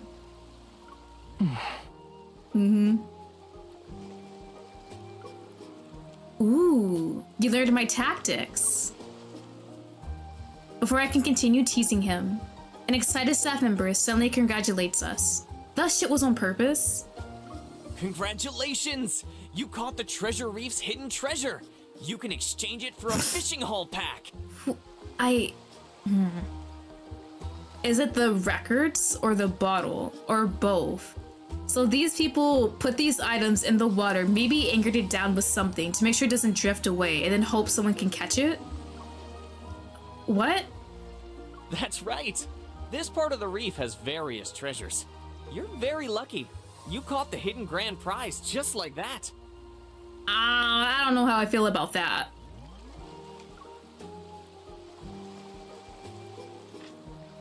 I thought the water had a rare exotic fish. I didn't think it meant... Raphael rubs his nose.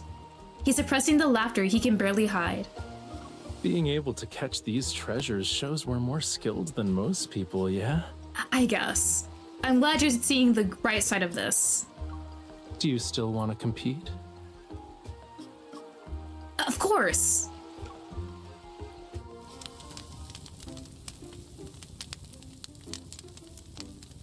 After our treasure fishing competition, we head to the outdoor barbecue area with our ingredients. After some effort, our barbecue stand is set up. Nearby tourists are drawn in by the aroma. What you're grilling smells delicious. Can we trade food with you? Depends on what you have.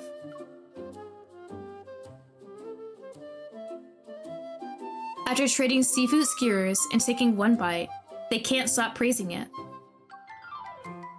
I quietly gave Raphael a thumbs up. Raphael's barbecue just got some 5-star reviews. Raphael winks at me. I can see he's enjoying my praise. You're traveling, right? Have you heard of the Sea God's Tears? Yes, we have.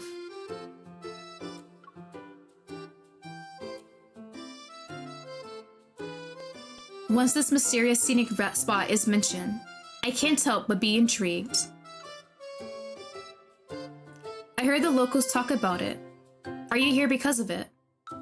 Yes. Imagine sailing at night with someone you like on a sea with scattered phosphorescent light. Isn't that romantic? Too bad it's hard to see. And there are barely any photos online. Could it really be a blessing from the Sea God?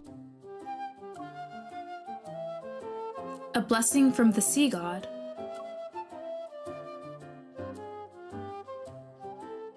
On certain nights, the sea's surface is adorned with starlight and a phosphorescent glow. They're like the tears of the ocean. Legend has it the couples fortunate enough to sail at night on this glowing sea will form an everlasting bond. In every life, they'll never be separated.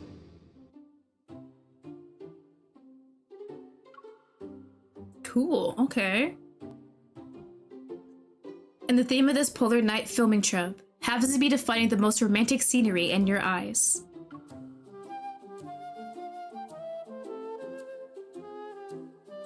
Raphael gently pinches my cheek, which interrupts my train of thought. Are you thinking the Sea God's Tears might be the scenery that best fits our travel requirements? Maybe. Since you're super curious, why don't we find out for ourselves? I want to see if the scenery that bears Lemuria's name lives up to the definition of romance. Under the firelight's glow, overlapping shadows dance as anticipation overflows from hearts.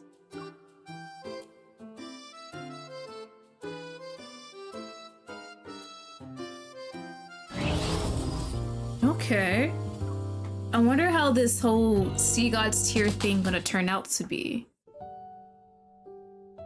The polar night trip is coming to an end, but Raphael has been busy these past few days. When I ask him about it, he just tells me it's confidential for now. I wonder why Raphael is acting so mysterious about it. Always planning something.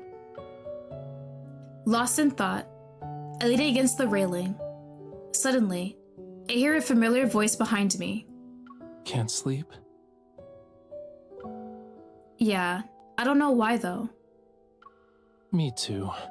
It's probably because of the magnetic field's influence. Raphael brushes aside the strands of hair that the wind has blown across my face. Then he takes my hand. Do you want to go for a walk? Listening to the ocean might help us fall asleep.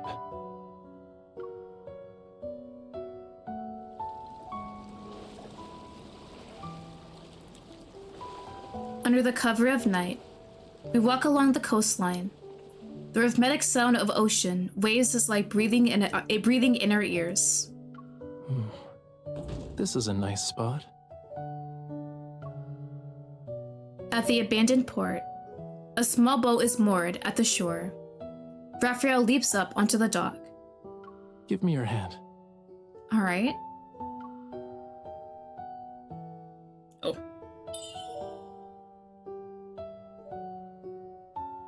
As soon as he guides me onto the deck, I fall into a warm embrace.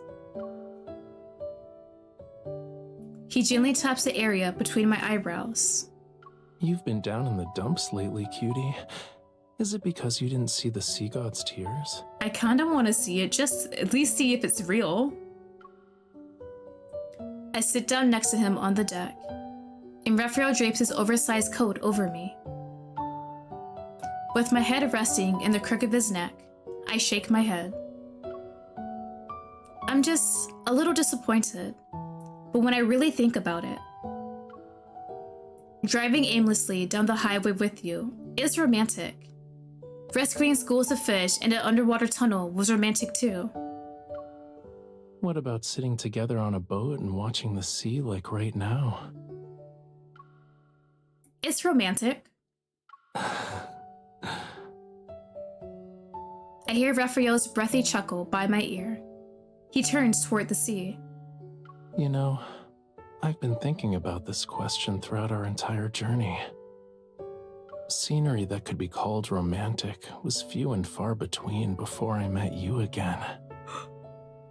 But after being by your side, every place I've encountered ends up being romantic. Capture card, don't do They this. all have a special meaning.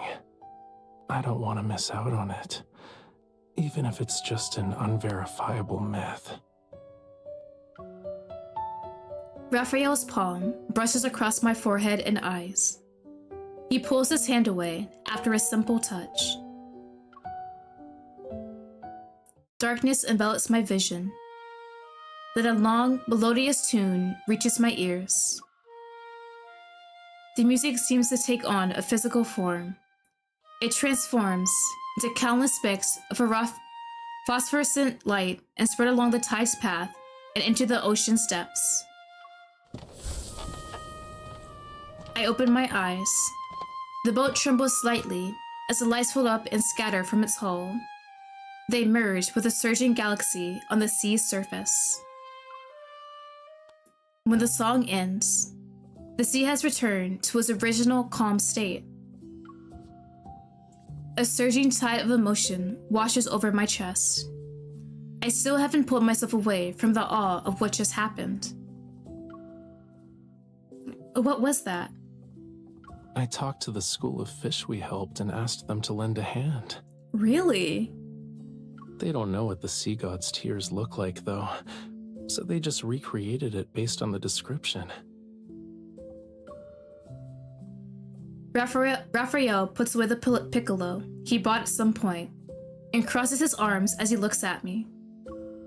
Did that make up for some of the disappointment you felt? I think it did.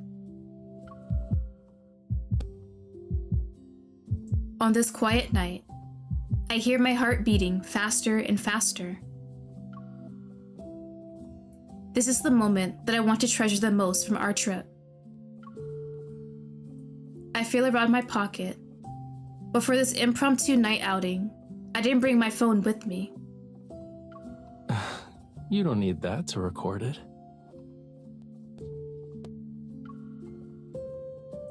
Facing the night sky and sea before us, Raphael intertwines his fingers with mine to form the perfect camera.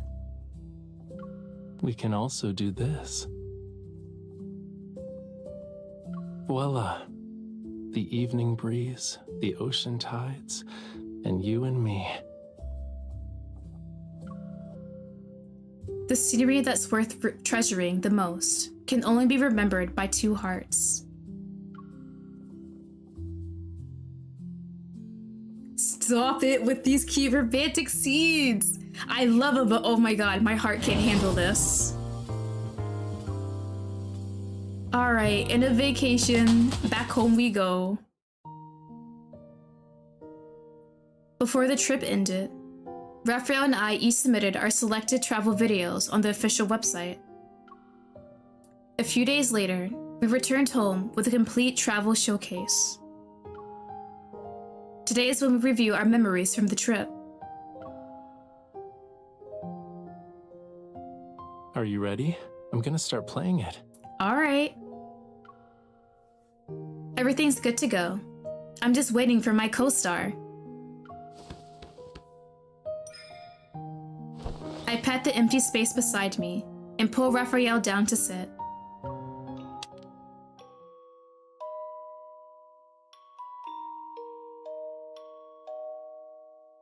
As the music flows, the videos we captured unfold on the screen.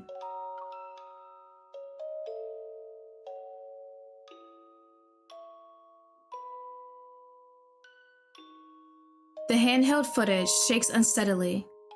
Then it focuses on a pair of mirthful eyes.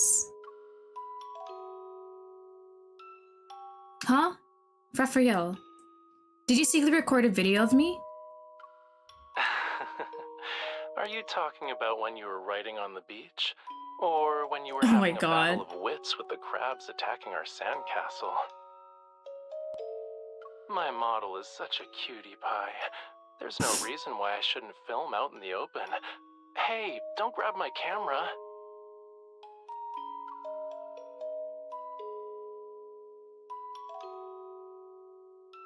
In the next scene, the perspective switches to Raphael's viewpoint. In the footage, I'm making a wish. Alright, let's go. What kind of mysterious ritual are you performing? Legends say the sea god controls the wind and rain. Since the weather forecast isn't reliable, I might as well pray to the real sea god in front of me. When your devotion is like that, Please? the sea god will definitely grant your wish. He'll bless our journey ahead with clear skies and keep us safe and sound. We won't end up like drowned rats again.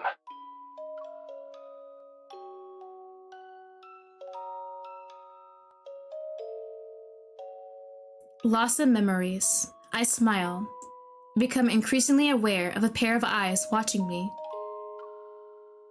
I see someone isn't very focused.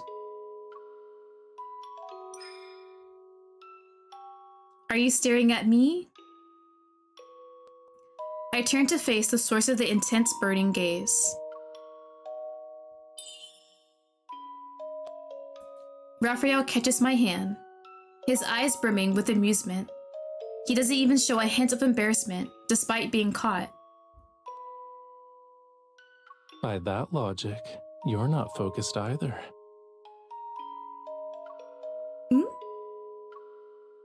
He blinks and presses his cheek against my palm that's covered in his. His warm breath glides over my fingers. You only notice my gaze when you're hoping to see it. The doorbell suddenly rings, which pulls us away from this moment. Stop! That was too cute! Can I go back? Damn it.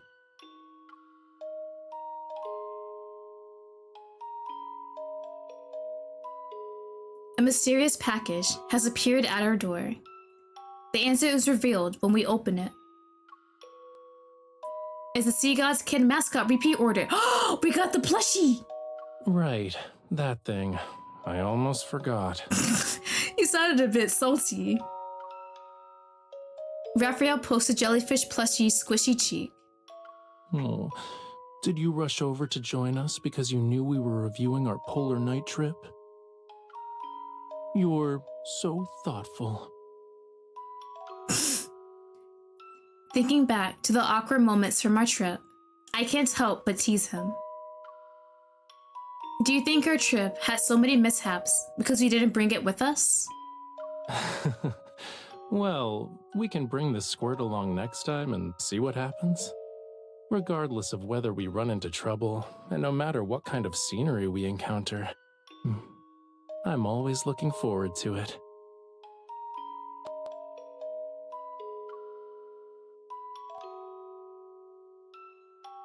Being with you on this journey is my definition of romance.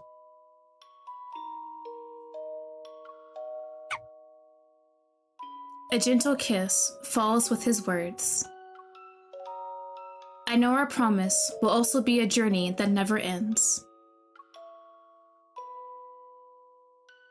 Oh, the way these are ending are killing me.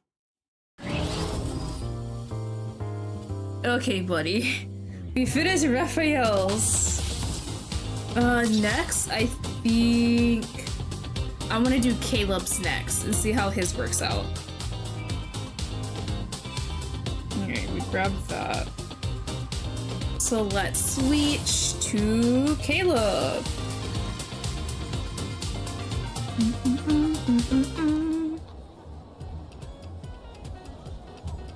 Under the night sky, neon lights shine over the venue. The noise of the crowd fades behind Caleb and me. Did the organizers say we need to go backstage to pick up our prize? I think so.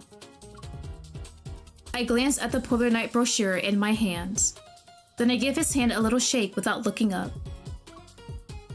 You lead the way. I'll see what dates work for us. Huh? Before I can continue, the brochure squirms like it's trying to escape. I look at Caleb. He's giving me a look of feigned innocence. Bro, are you taking the brochure from me? Don't use your evil for that. You're already done with reading. That was quick. Okay, funny. Caleb. Keep it down. I saw the steps. Thanks, though. I stop in my tracks and finally see the stairs ahead. It's barely visible in the dark. Hold on, there we go.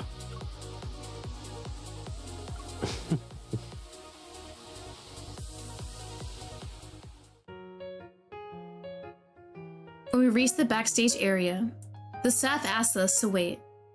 I start flipping through the brochure again. The prize is a sustainable power pack. We can take the car to a faraway place for some fun. Yeah, I'm seeing recommendations for a fireworks festival. A drone show, Rongsing, I have no clue what that is.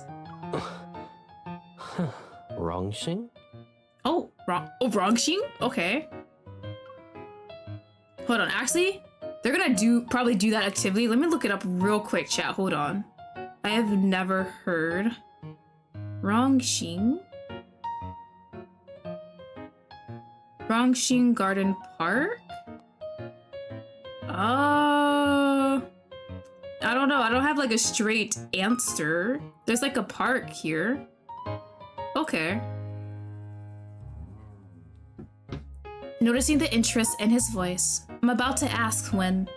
Are you thinking about visiting Rongxing? Ooh, it's a place, okay. The organizer finally shows up with our prize.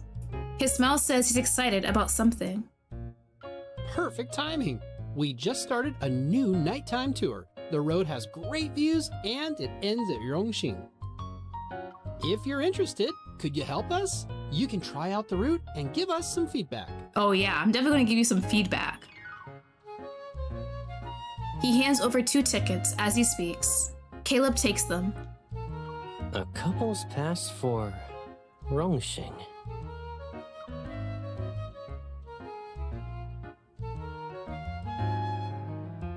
As expected, we agreed to embark on this test trip. Aside from the power pack, we should bring food and drinks. Let me double check the route. I lean in while Caleb is looking at his phone. I pinch his cheek.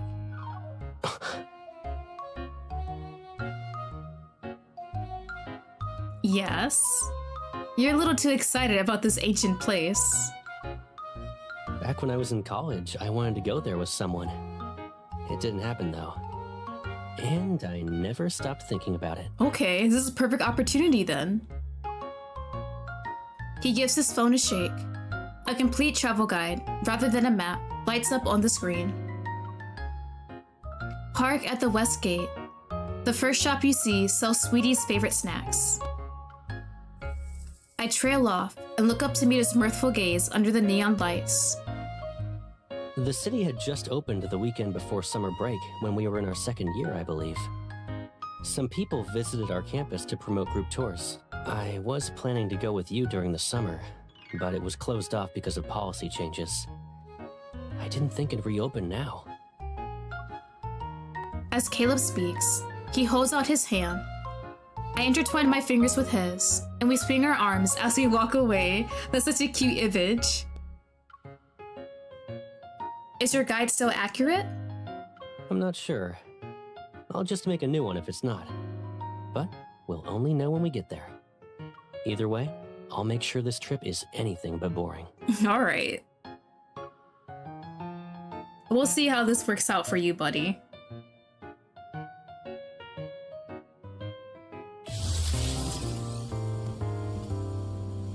Ooh, I clicked the wrong thing.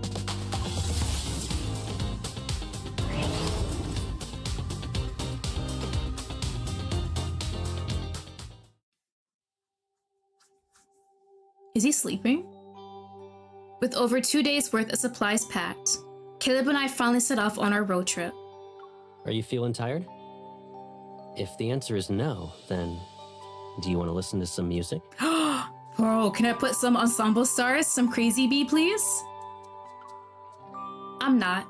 In fact, we should play a song or two to celebrate the start of our trip. Bro, let it be the banner songs, that'll be awesome. I feed Caleb a chip, wipe my hands, and turn on the car stereo. The city, bathed in neon lights, fades into the distance. Music fills the space between us. I pull out my phone and move it so that we're both in the frame. Here's to capturing the first day of our road trip. Watch out. The SUV jerked. There's no shot. We got into a car accident. Be for real. The SUV jerks to a stop. I lurch and land on Caleb's arm in the nick of time. He steadies me and gently checks my head and shoulder. Caleb, you're treating me like I'm a ripe lemon. You're cracking jokes? That means you're okay. And still sweet. I think the car is worse off than I am. Bro, car accident for real? The engine died, just as we expected.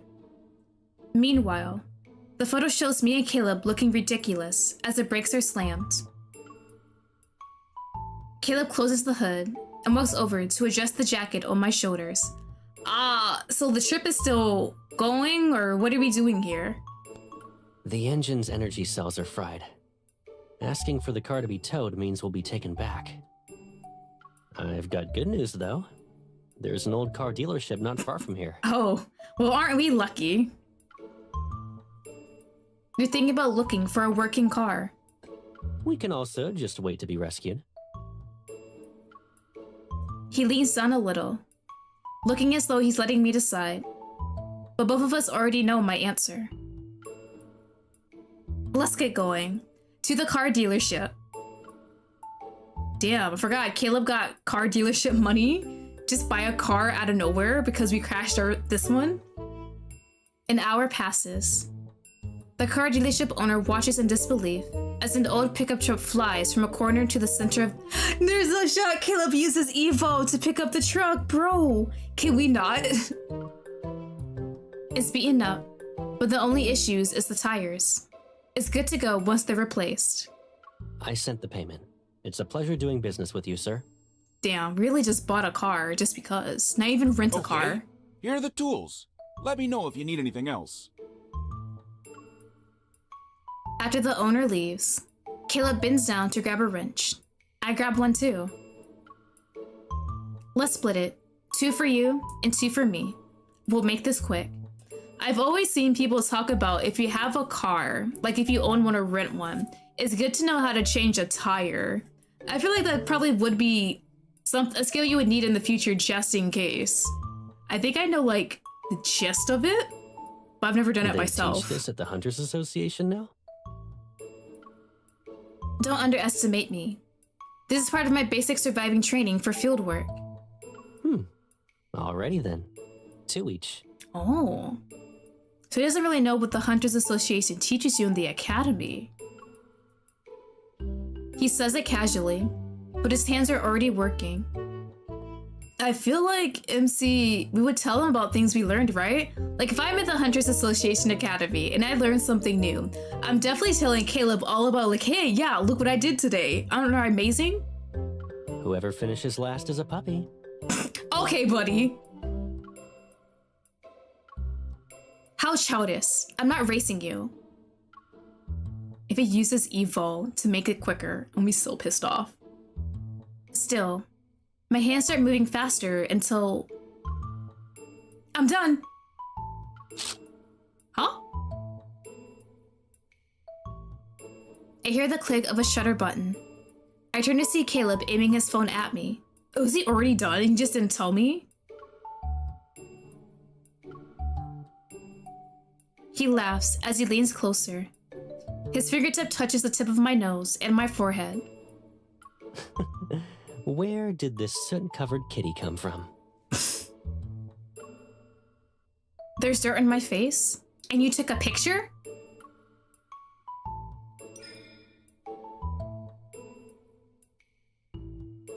I lunge at him to snatch away his phone.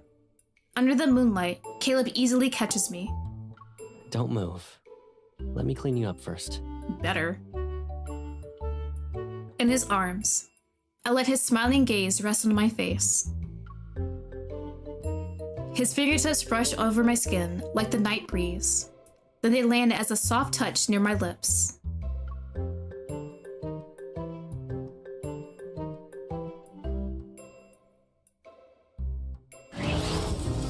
All right.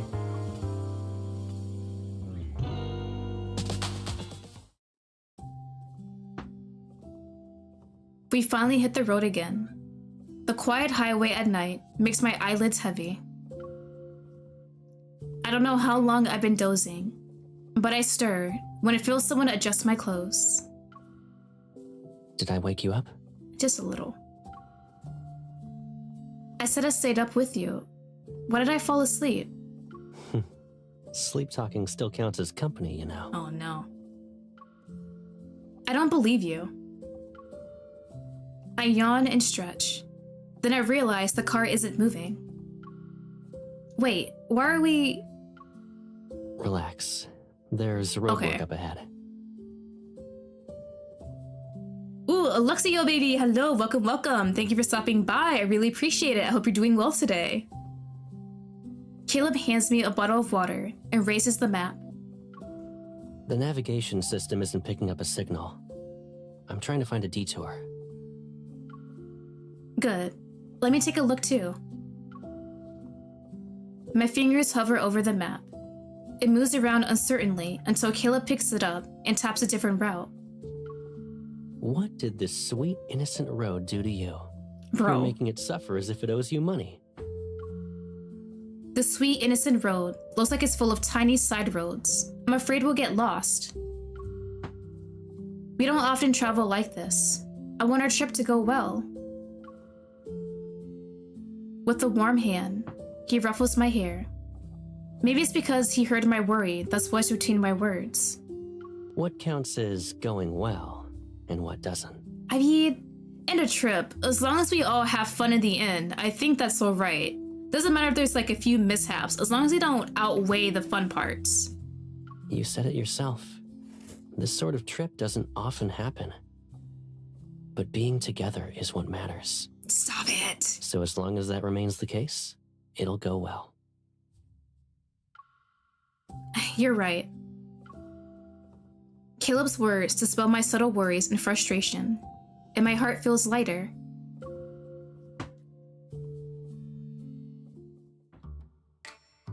Is he asleep? Eventually, that relaxed mindset leads us here. 3 hours later, we're parked under a signal tower. We haven't even made it to a destination yet. The signal has been reconnected. You have strayed from the previous route. Calculating new route. Hold on, my cat just woke up. You will arrive at your destination in approximately 8 hours. Hi, buddy. Hi, Price. You waking up? He's sitting right beside me on the desk, so I'm making sure he doesn't lay on anything. I think we're lost. It's not our fault. The sign at the roadblock was probably pointing the wrong way. Caleb looks a little embarrassed, which is rare. I burst out laughing. You were worried about things not going well. But now that we're off course, you're laughing? Well, we brought a tent, and I'm with you. This is successfully camping, not being off course. I head to the trunk to grab the tit. However, it flies up before I can touch it. It stubbornly hovers in the air. Oh, hold on, my cat's walking past. Okay, buddy. Just don't step on the keyboard and we're all good. There you go. Since we're camping, why don't we try doing something a little different?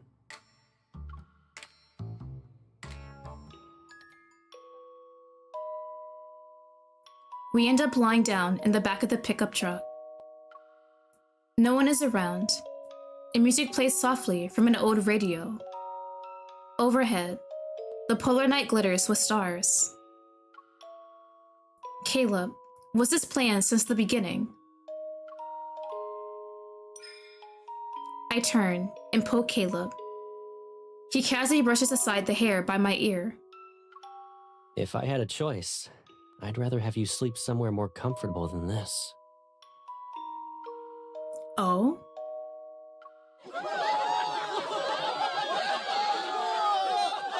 Where'd all the people come from? And with that last song, the Lincoln Polar Night Festival draws to a close. Oh. The crowd's energy lit up the night. Cheers come through the radio. But here, in our little corner of the world, it's just us and the silence. Still, this unexpected detour isn't so bad. Comfort is nice, but I'd rather be sleeping here with you. Funny. I was thinking the same thing. Fabric rustles beside me, and I feel a gentle kiss land on my forehead. I like it too.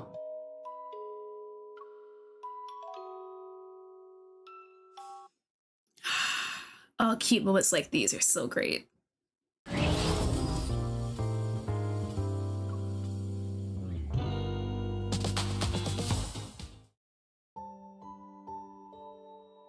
After a long and eventful journey, Caleb and I finally arrive at Zhuangjing. The first thing that's waiting for us at the entrance is a free souvenir photo spot. It's called the Mon Lotus Pond. You're standing in front of the Lotus Pond now. Smile for the camera. Tease! I glance at the colorful backdrop behind us and gasp.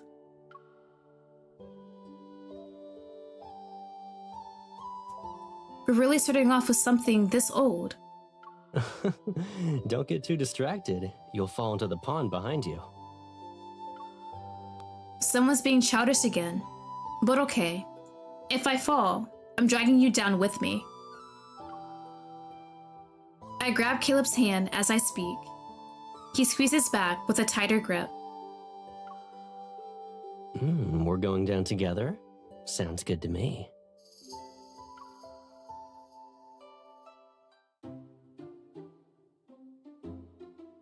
Since they only allow one photo per visitor, the picture ends up capturing us as we whisper by the pond. Afterward, we wander into the city and quickly get swept up in its nostalgic charm. There are so many overhead power lines, and those wall paintings are practically fossils, huh? A public phone booth catches my eye. I tug Caleb's arm.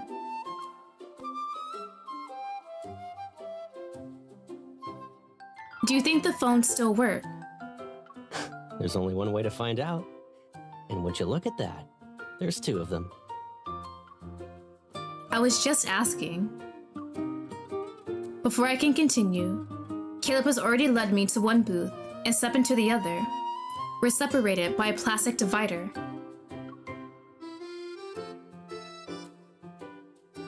I watched him clear his throat. Then, with a mischievous grin, he picks up the receiver. It actually works? I answer, and hear a familiar voice on the other end. Hello? How have you been? Oh.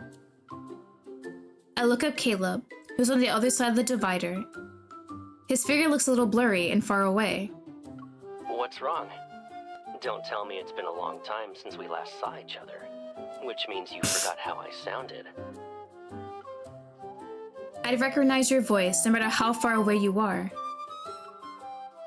It's silly, yet oddly nice to pretend we're having a real phone call. Coolio. I'm saving that. I sent you the... Hold on, bro. Coolio. Oh, this is so cute. Snacks Little and dorky calling you lines all like the that. time. Is it even possible for you to forget me? As he talks, he gently breathes on the plastic divider. Now that it's fogged up, he starts writing on it. Stop! What are you writing? You're talking like you can actually see me. Do you want to know a secret? Sometimes when I talk to you on the phone, I end up writing your name without thinking. My name slowly appears on the divider that's fogged up. Through the clear letters, I see Caleb looking at me. Once I finish writing your name, I'll come back. And I promise I'm staying for good this time. The phone booth cocoons us. The street is still bustling outside, yet all I hear is Caleb's voice. Okay.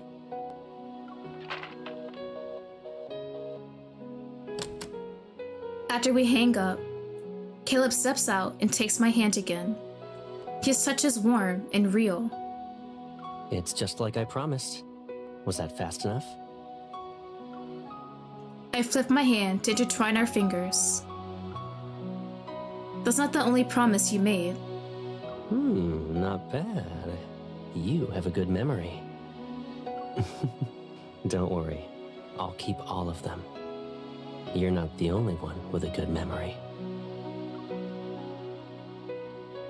Oh, that was cute. Him writing our name in the little foggy glass. I love that. Hold on, cat walking past again. Here you go, buddy. We spend the next few days staying at a guest house and exploring the city using his travel guide.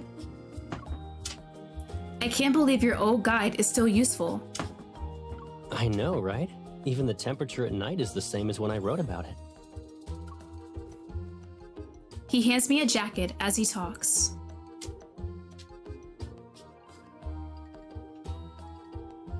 It'll be cold on the city wall tonight. Wear this. It's too thick. I try to refuse, but the jacket floats over to me under his command. I dodge here and there to avoid the relentless piece of clothing. Are you sure you don't want it? Wasn't a certain someone sneezing like a rocket booster last time? Oh, my bad, Price. You okay, buddy?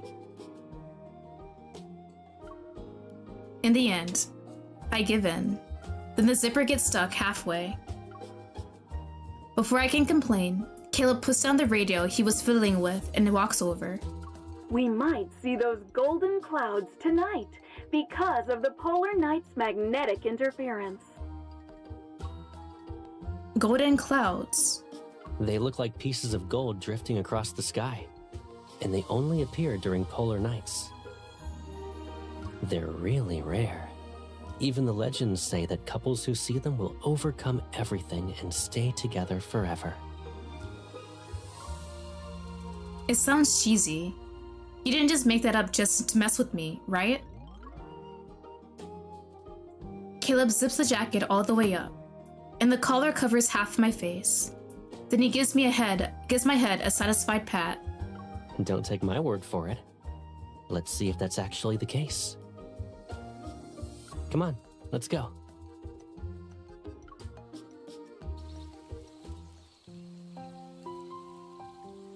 The wind at the top of the wall is stronger than I expected, but thanks to Caleb's jacket, I barely feel it. I added this spot to the guide because there were supposed to be fireworks. I wanted you to see them. Oh, that's but fine. Tonight we'll be enjoying the scenery. In the distance, warm golden light stretches out like a glowing sea. I lean against Caleb's shoulder. The view is beautiful. And even though there aren't any fireworks, we have golden clouds. Legends say they keep lovers together forever. I'm just teasing him. Still, Caleb laughs. I thought you didn't believe that, though. I pat the jacket he gave me. I don't believe most people, but when it's you, I don't mind doing a little bit of believing. Then I better call a fireworks company and ask them to set off yellow fireworks on the horizon. For some fake golden clouds, you know. We might not see the real ones.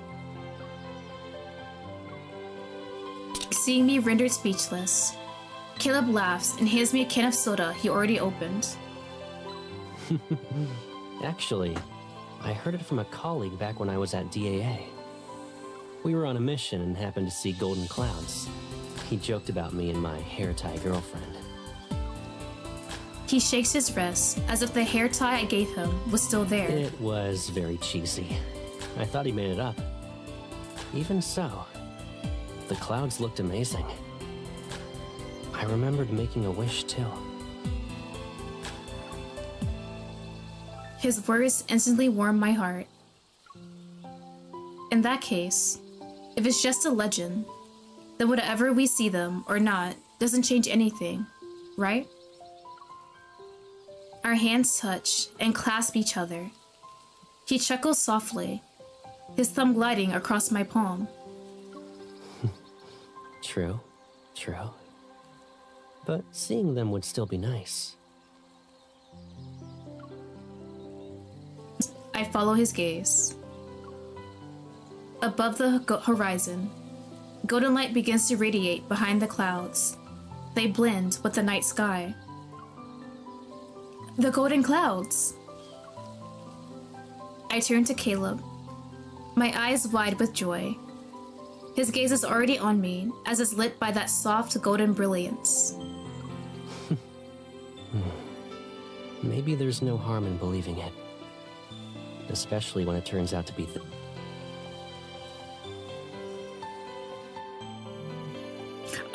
Just don't end abruptly there. Oh my god, one more. Oh, hold on. I need to get more of these. Hold on, chat. Hold on.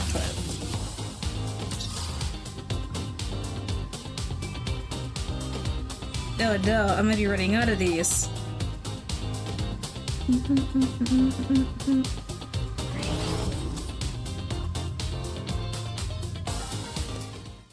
I didn't think I'd run out so quickly.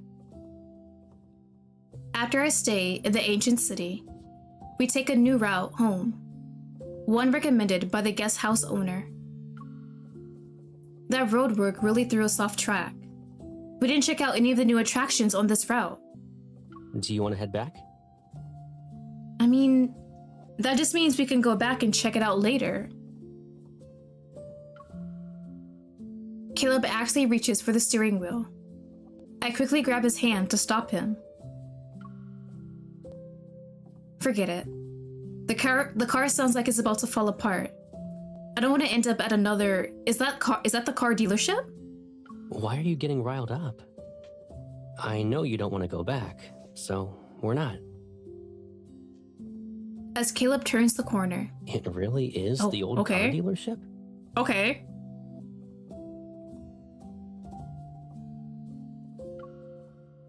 I was making a fuss because I saw it. And we've only been driving for a few hours since we left. It hasn't even been 2 hours. So, the shortest route back that involves skipping the detours and whatnot goes past the car dealership? We really are the champions of unnecessary detours. Some things seem close, but you still have to take the long way to reach them. As he says that, he hands me his phone. On the screen are photos of our ridiculous mishaps. I can't help but smile. We had lots of fun along the way though, so it wasn't that bad.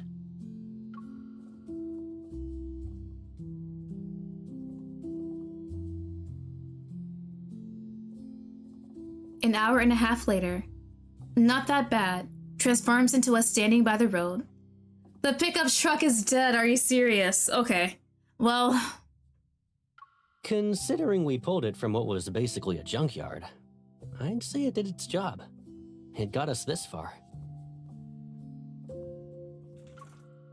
Yeah, you're right. Did you call the tow truck? Yep. The second time is always easier. They're already on their way. He jumps onto the tailgate and holds out his hand to me. We have time. Do you want to sit with me? I take Caleb's hand and hop up to sit next to him. I thought you used your evil.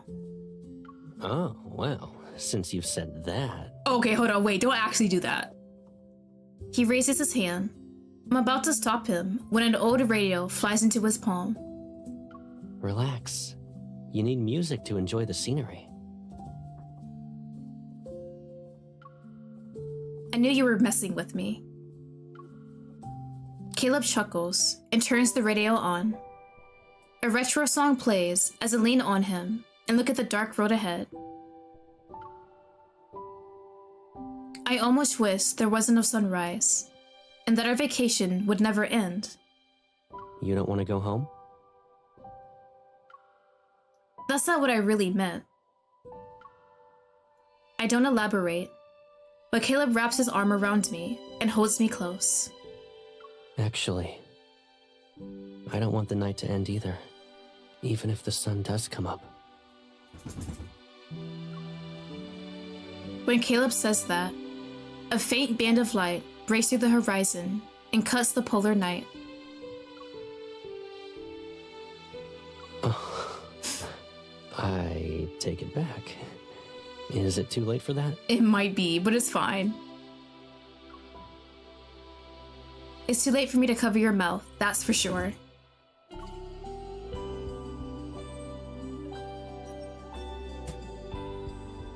The light at the edge of the sky grows stronger. Slowly, the night gives way to morning. Before I have time to feel disappointed, Caleb switches the radio station. A bright, cheerful melody fills the air. Even if the sun does come up, it's okay. Because after this trip, there's always another one waiting for us.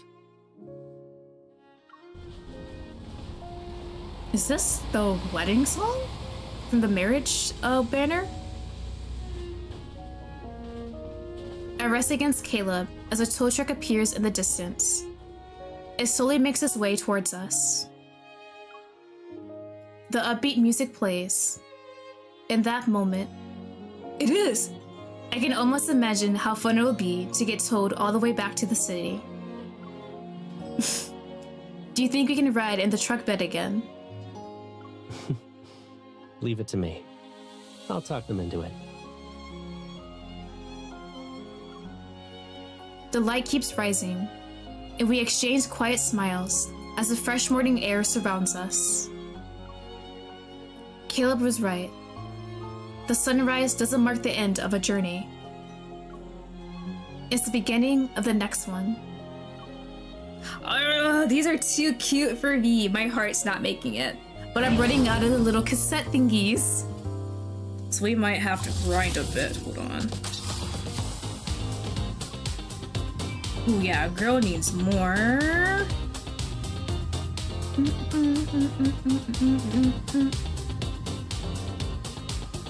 Let me see. Yeah, I am missing a bunch of these, so hold on. We're gonna go back to Silas real quick. We're gonna play some of these. 7, 8. There's more! Yeah, I need more of these little cassette thingies. Also, I'm kinda... Is anyone else a bit disappointed in the game? I was expecting an actual rhythm game. Yeah, I know second attack, I just been doing it. I'm not looking at the screen at the bottom, so I'm just looking straight ahead. So hopefully everything is positioned properly. It was something like an actual rhythm game, like Ensemble Stars. Make sure. Okay.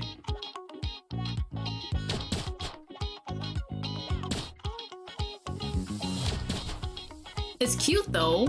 I like the little chibis.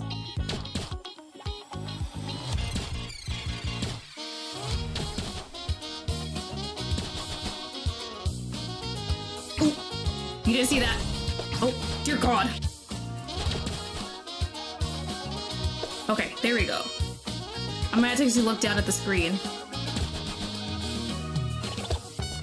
They're gone.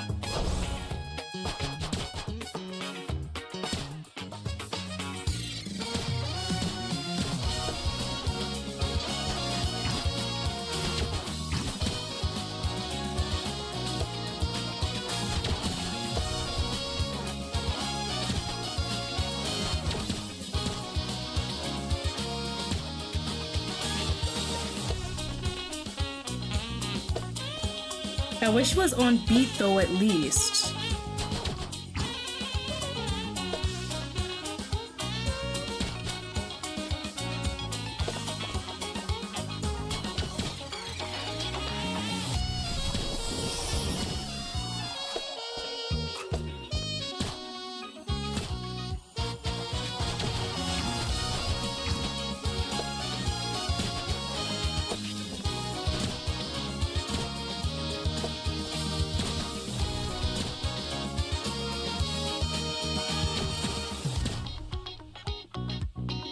I think we're reaching the end. Oh, well, that's fine. I made it. Okay. Yeah, I don't know. I'm not really a big fan of this event game, to tell you the truth. But look at little Chibi Silas. Look at him go. Look at bro. I just want to eat him. Like you. Okay. Oh, well, did I press next or try again?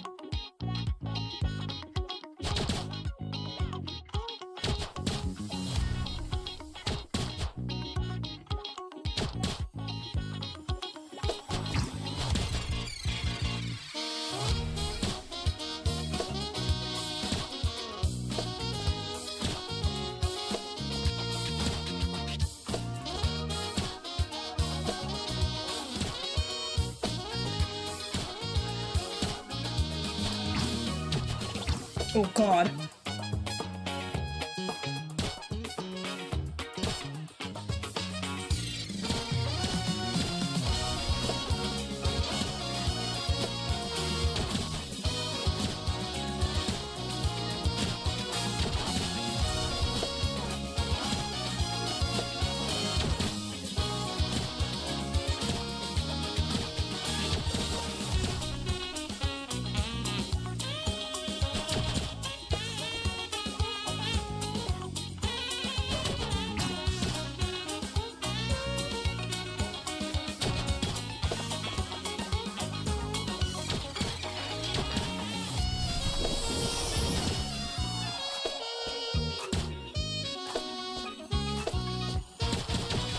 Oh God, thank God.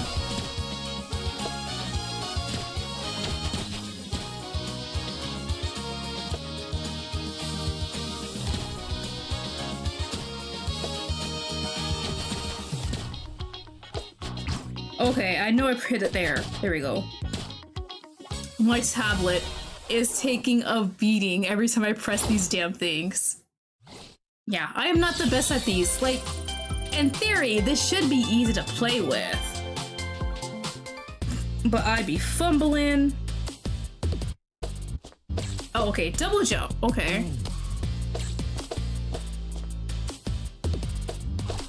Gotcha. Do I just... I don't know if I did those right, honestly. So I'm looking at my computer screen, not the tablet. So we're just gonna pray I actually get these. Okay. Oh God. Maybe I need to look at the screen for this. Yep, I need to look at the screen for this.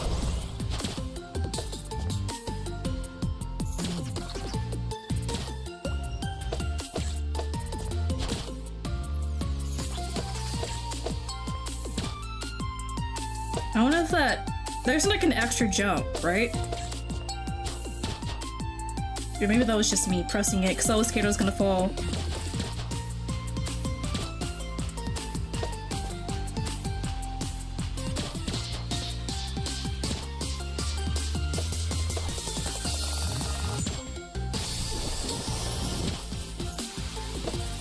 Already near the end?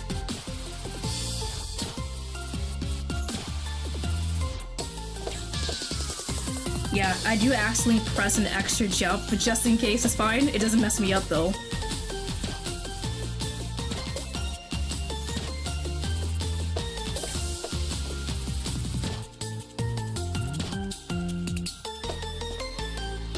Made it to the end though! Nice. How far am I? Okay. We got that. Let me check.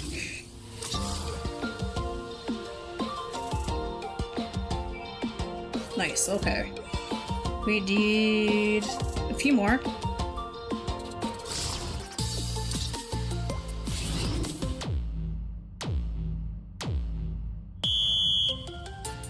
Did it not count this? I swear to God.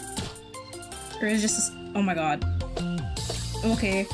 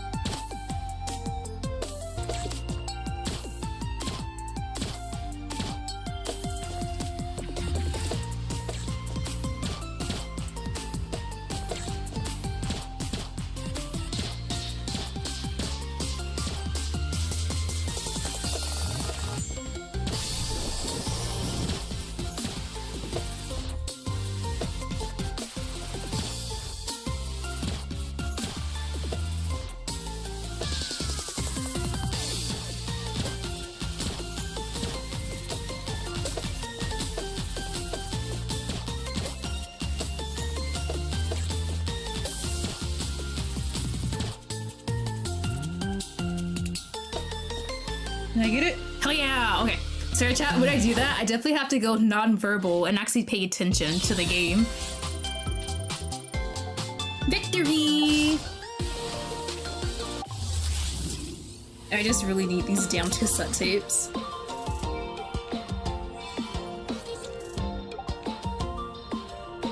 Alright, let's try 9 and 10 and see how these are. Hey, Price! Cat's just staring at me. Oh, it's gonna be a combination of everything, isn't it?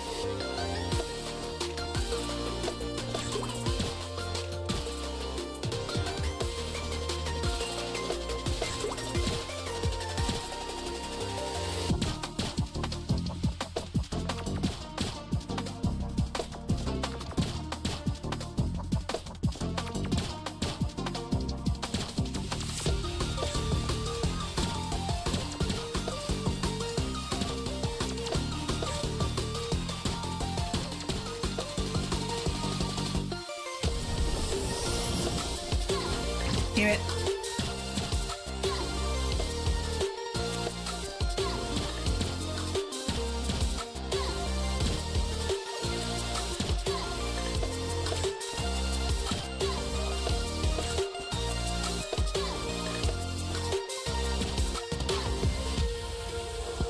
Did I make it? Hell yeah, we made it. Oh, thank God.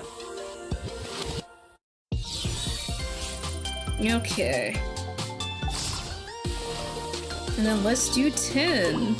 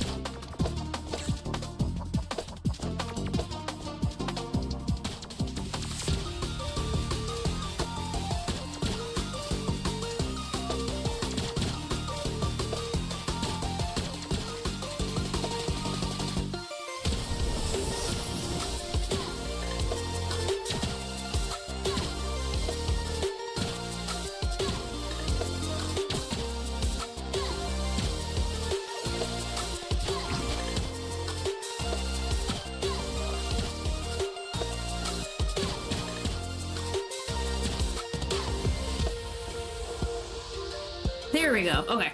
I think we should be good with the little cassettes now for the rest of the stories.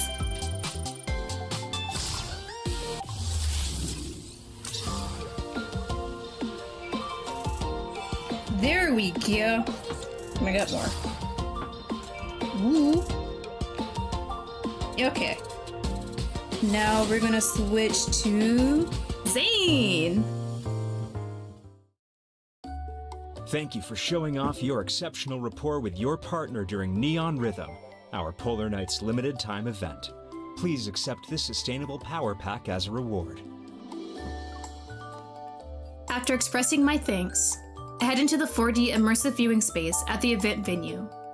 I'm carrying the reward Zane and I won together.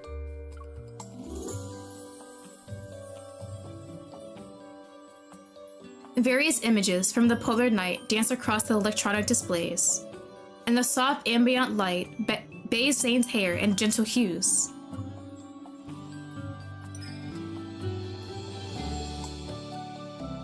Why did you bring back a silent power pack? Who said that was the case? You were quiet when you snuck up behind me. I thought someone put you on silent mode. Assuming you truly had been fitted with a silent power pack, I was thinking about how to remove it. Zane looks down at the power pack in my hand, gently takes it, and then playfully taps my forehead. I don't want you to lose your voice, and I don't want our polar night to be lonely and endless. I place my hands on the power pack before holding Zane's hands. We should put it to good use then. That way this polar night will be a little bit more exciting. It sounds like you already have something in mind. Our controller batteries are what they used to be. If we upgrade it with this power pack, we can play video games for 3 days straight. Oh, that sounds fun, especially with Zane. Also, the magnetic field has been unstable lately, which makes our household appliances prone to malfunctioning. We can use this power pack to upgrade them. Zane remains non-committal. The controllers are worse for wear because we spent so much time playing video games together. I love that image. What kind of games would you play with Zane? Maybe something competitive? I could see maybe playing like Mario Party with him. That would be fun. If we want to deal with the root of the problem, then the best solution is to get a new one. As for the household appliances, once Lincoln's polar night ends, they won't malfunction anymore. I put my hands behind my back and take a small step towards Zane. Are you saying you've already thought of a better use for the power pack? Assuming I'm not misremembering anything, its optimal use is to be a fuel source for energy vehicles. Zane taps the interactive panel a few times. Pictures of polar night scenery flash by quickly before they stop on a map. I lean against his shoulder and look up at the screen. Polar nights are rare, and this sort of scenery is hard to come by. But when there's no one to share it with, it's not really meaningful. You are viewing our company's self-driving route for our heart-stopping Polar Night 4-Glow trip. It's currently in its testing phase. Do you want to relax your body and mind and let your dopamine flow freely? There are heartwarming hot spring inns, endless gourmet food, and sweets to enjoy along the way. They're guaranteed to satisfy even the biggest sweet tooth. Hot springs covered in steam, and tempting sweets flash across the screen. Then pink and blue stripes belonging to a 4-Glow slowly emerge. There's a chance to see a pink-blue 4-Glow at the Final Stop's Scenic Hotel. It's a rare event even in the Arctic. Of course it's the Arctic with Zane. The voice beside my ear gradually drowns out the electronic sounds. Are you tempted? A little. I think you're the one who's tempted by the treats that can satisfy a sweet tooth. Or maybe there's more to it than just that. Ooh, okay, nice vacation with some hot springs and sweets. I've never been to a hot spring in my life, actually.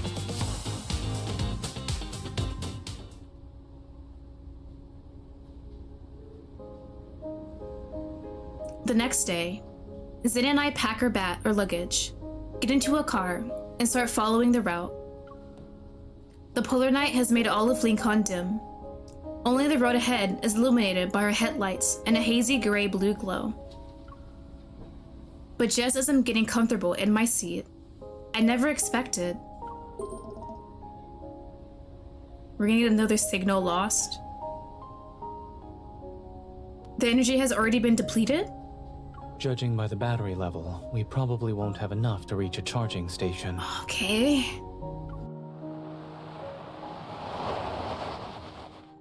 The car stops beside the road. Once the final alarm ends, the interior lights cut out. Are you serious? We're stuck again? We're not going to be stuck at the foot of the mountain for the entire polar night, right? Zane's hand covers the back of mine. He gently squeezes it before taking out his phone and turning on his flashlight. The surrounding darkness is dispelled. We won't. There are some emergency supplies in the trunk. Don't worry. Let's find the hazard markers first.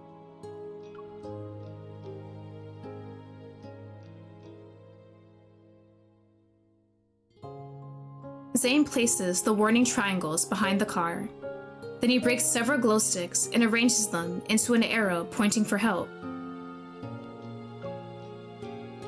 You know what you're doing, huh? It's almost like you experienced this a couple of times. Not really. I had to do a lot of things by myself as a child, so I developed the habit of preparing in advance. What's a good habit? No wonder you said you've been an adult since childhood. What?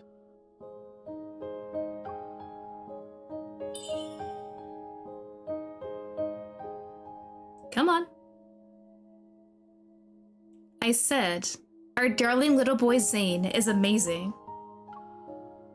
I give Zane a thumbs up. Your darling little boy Zane would thank you. However... Zane takes hold of my wrist and positions my thumb toward the road. He soon adopts the same pose. Are we hitchhiking? Let's use that encouragement for something else. We're actually stuck on the side of this road with him.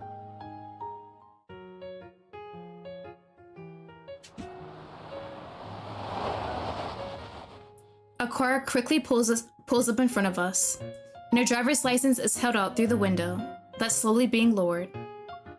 Hello, this is my driver's license. Do you need my ID card too?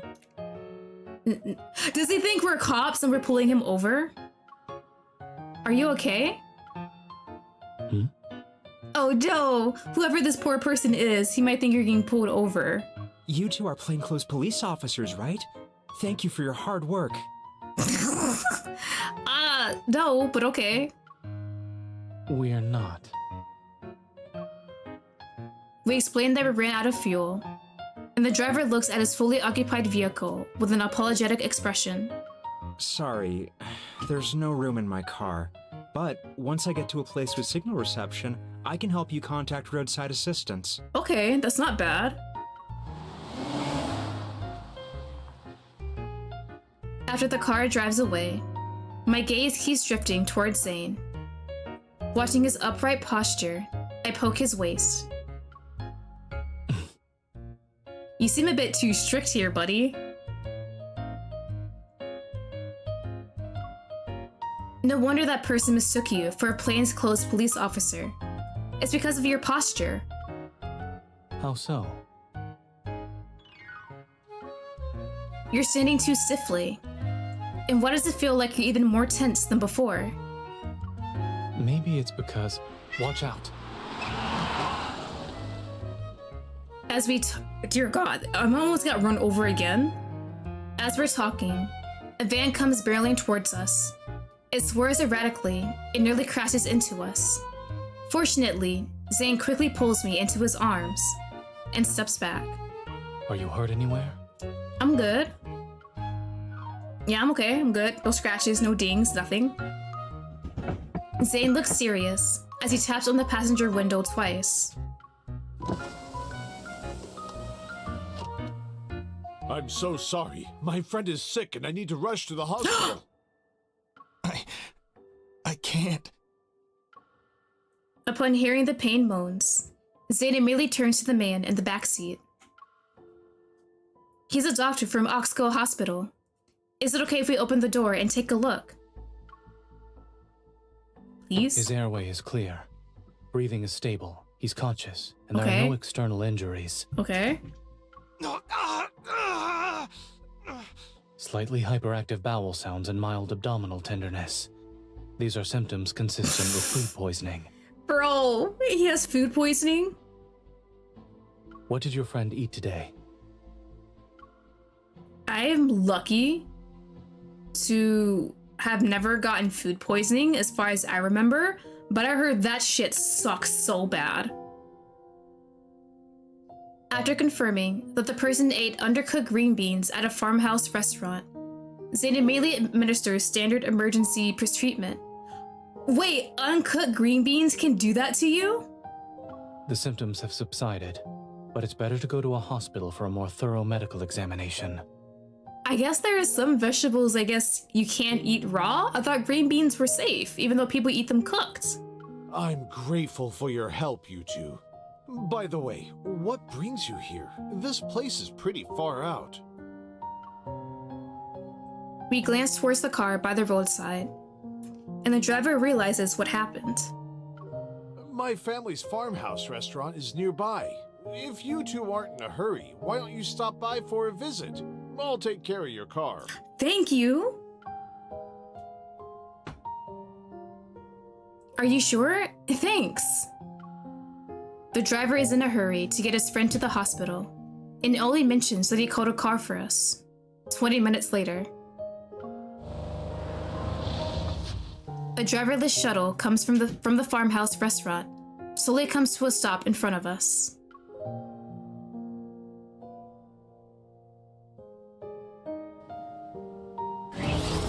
Ooh, okay.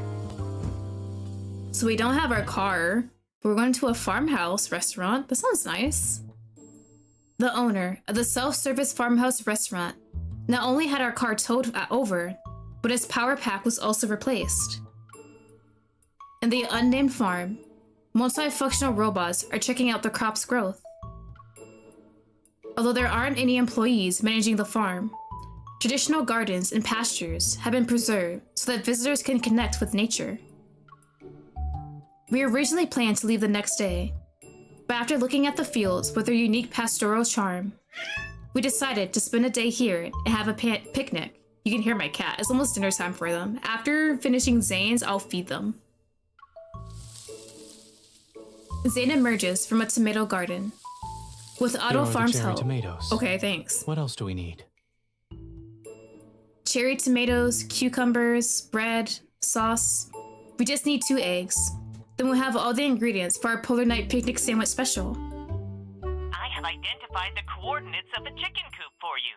Please follow Otto. Thank you, Otto Farm! We follow Otto Farm to the chicken coop and quickly devise a strategy. I'll distract the chickens, and you get the eggs. Otto will help too. You didn't research egg collection strategies beforehand, right? I haven't, so we should also be prepared for failure. Once he secures the carrot to Otto's hand and begins attracting the chicken's attention, I quietly approach the chicken coop. Otto, over here.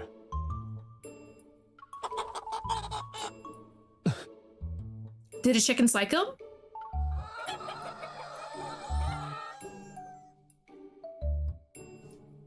The chickens suddenly let out angry cries.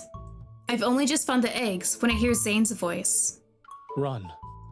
From the chickens? I know chickens can be a bit vicious though. I turn to see the chickens rallying together as they aggressively peck their way toward me.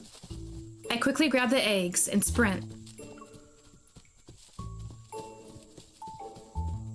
Feathers fly everywhere as dust rises. The scene is so chaotic that I momentarily can't tell whether it's Zane or the chickens chasing us. Just as I reach the gate, a chicken launched itself at my head. It stops when it's 5 centimeters away from me. My gaze follows the hand that's holding the chicken. I see Zane, who's still breathing heavily. That was close. Thank you, little chicken wrangler. The reward for a heroic rescue is 2 eggs.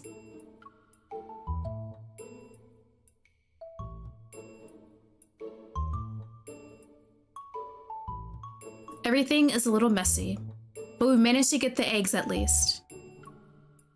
After a quick cleanup, we officially begin our picnic. Zane uses his Evo to chill a drink and hands it to me. Here's to our hard-earned polar picnic night. It's mostly thanks to you.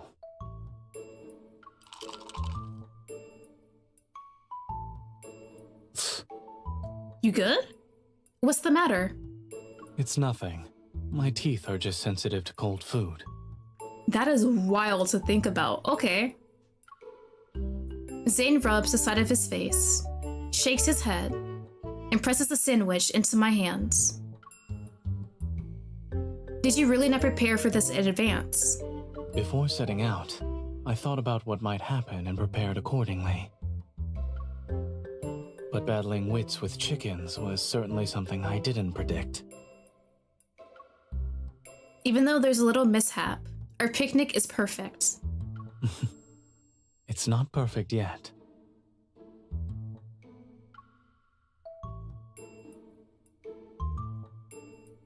Zane braces one hand by my side and reaches toward my head with the other. Under my puzzled gaze, he removes the chicken feather. Then he taps his sandwich against mine. Now we have a perfect picnic. Cute. I'm sad we didn't go to the Arctic place, but this is fine.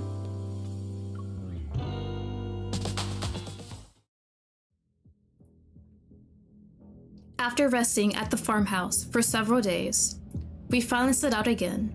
However, we're barely halfway when... Not car trouble again. What's wrong? The road is blocked. I lean out.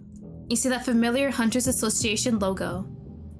Activating my Evo, I sense metaflux fluctuations. I'm not surprised. I'm on vacation. Do not make me work on my vacation, I swear, please. Hunters are probably in the middle of a mission. Stay in the car. I'll go... Wait. I'm in the middle of opening the car door, but Zane grasps my wrist. He pulls me back to his side. I promise, I won't put myself in danger. I know, and I also believe in your abilities, but I wanted to say that your scarf is loose. Come closer. All right. I lean in, and Zane also shifts. The scarf becomes unusually obedient under his dexterous fingers. The weather is unpredictable under the polar night's influence. Be careful not to catch a cold. Also, come back as soon as possible. I got you.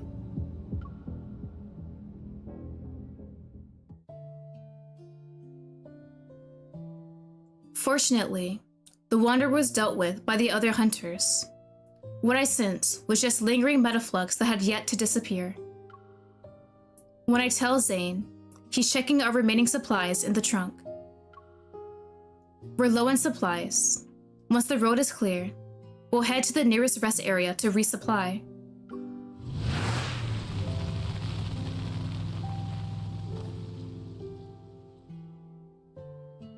Drinking water, blankets, tissues. I think we've got everything. The car's cooler isn't full yet. It's better to be meticulously prepared before we set off. Zane places the tub of vanilla ice cream into the shopping cart as he picks up jasmine and green grape popsicles with his other hand. Is the preparation you talked about filling the cooler with ice cream? As you can see, we're ensuring the cooler fulfills its purpose. Didn't you say your teeth are sensitive to cold food? I poke Zane's cheek. I hope you're ready for them to be complaining again. I am a doctor. Okay, buddy. Being Zane doesn't give you a free pass. Zane puts the ice cream back. However, when we go to the checkout counter, a pack of gelatin has mysteriously appeared in the shopping cart. It fell into the cart by itself. And you didn't try to stop it. The world moves on its own volition. Since the gelatin has its intentions, we should respect its wishes.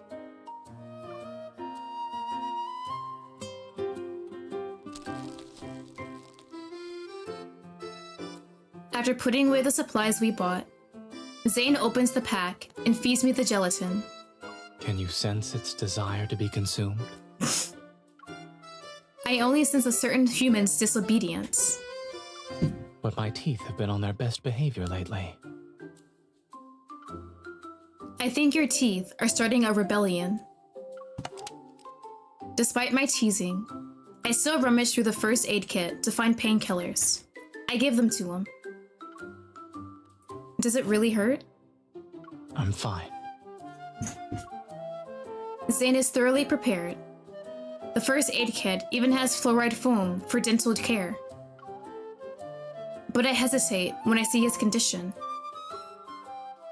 Should we head back early? What? We visited a lot of places in the past few days. I feel like we've done enough sightseeing. I don't think heading back will be a waste. What do you think? Are you worried about me?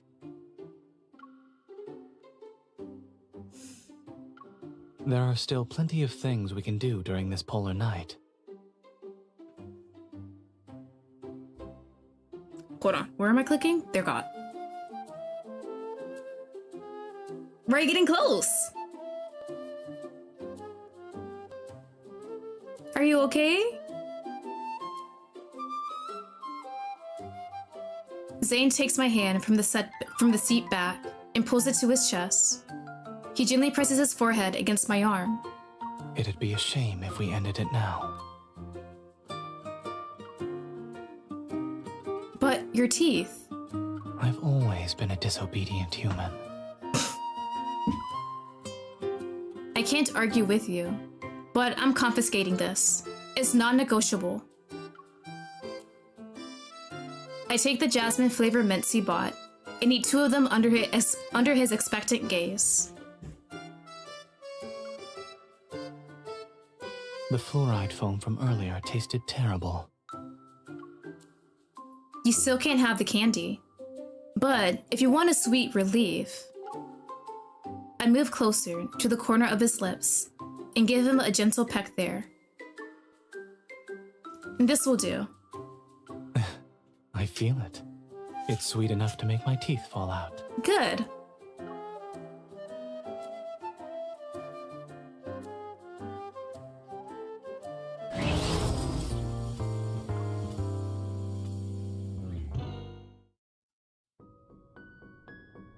The rest of the journey is uneventful. As soon as we arrive at the Hot Spring Inn, it starts snowing. We actually made it, oh thank God. The silvery white snow's light illuminates the eaves. The sky and the distant mountains have almost merged into one. The air seeping in through the window cracks carries the snowflake's coolness. It can make a person's nose tickle.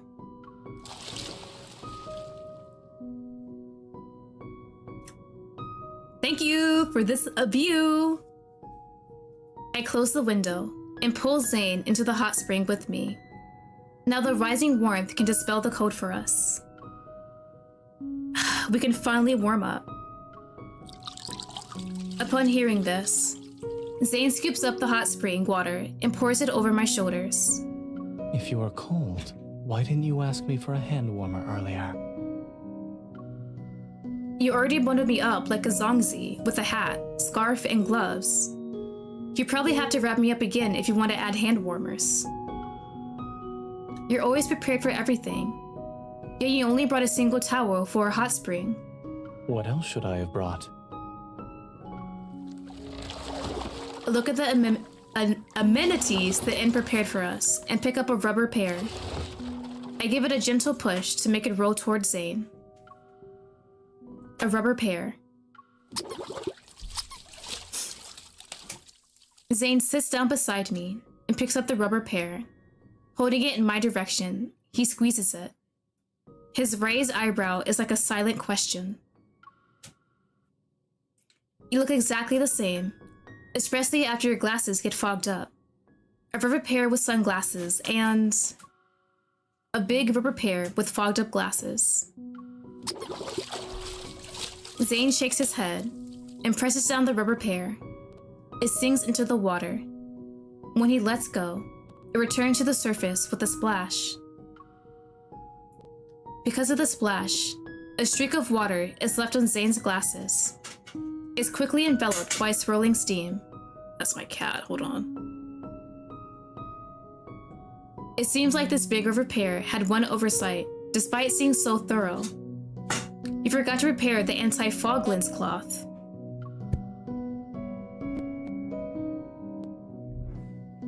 I wave my hand in front of him. Can you see where I am right now? To my surprise, he removes his glasses and places them on my face. I can hear a little...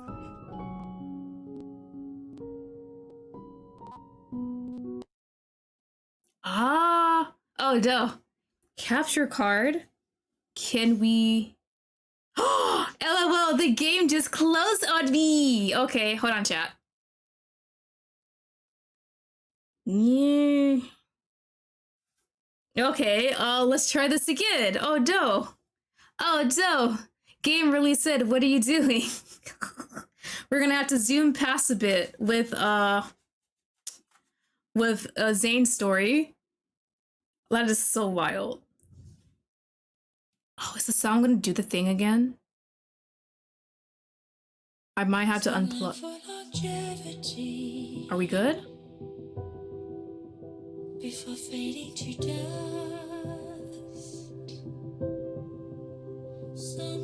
Okay. I see you, buddy. You hungry? I got 2 cats in my room and they are hungry. They have dinner in like 15 minutes.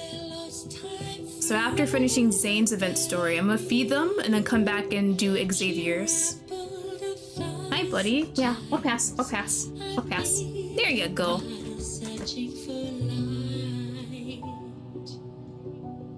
Okay. Bro, Celis is knocked out. Alright, we were on 4. I wish I would have went back to where I was. So give me a sec. I'm just gonna quickly go through what I already did. So we're just gonna skip. If you were... What else? Alright, so when he gives me his glasses, and I'll turn off auto.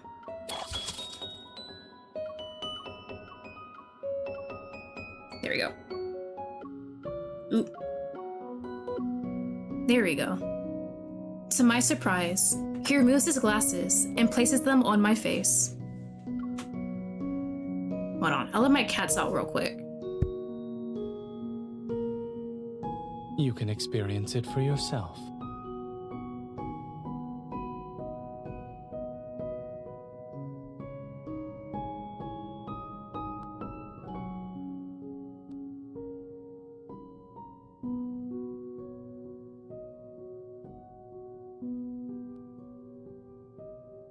Okay, back. I had to let them out because they're scratching at my door. You can experience it yourself. I don't know if it's because of the glasses or the steam from the hot spring, but my vision suddenly becomes blurry. Has your prescription gotten stronger? My head is spinning.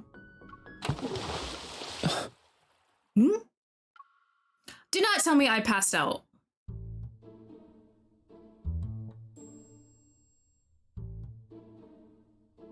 Well, okay. Well, I'm dizzy. I feel myself being scooped up and placed on something soft. A cooling patch has been applied to my forehead, and a refreshing sensation spreads throughout my body. Subconsciously, I raise my hand, but don't feel the cooling patch. Half asleep and half awake, I lift my eyelids and follow the chest in front of me. I look up. I quickly close my eyes again before Zane notices I'm awake. Do you still feel dizzy? I pretend not to have heard him and nuzzle his chest. Yes, in his titties, please. Your acting skills leave much to be desired. Okay, I'm gonna pull myself away from you then. I don't even know how I ended up pretending to sleep here. I shouldn't have used you as an eyeglass holder. I didn't think these glasses would make you faint. Hey! However, you have used me as a cooling tool. Does that make us even? Sit up. You need to replenish your stamina. Zane holds me as I sit up, and he brings over a cup of hot cocoa from the bedside. Racking my brain for various excuses, I bury my face in the crook of his neck. I still feel a little dizzy. I can't hold the cup. I wasn't asking you to do it yourself. Open your mouth.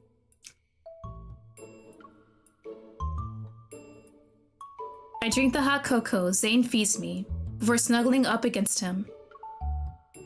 Heavy snowfall pelts against the tightly sealed window, which traps the room's warm, gentle light inside.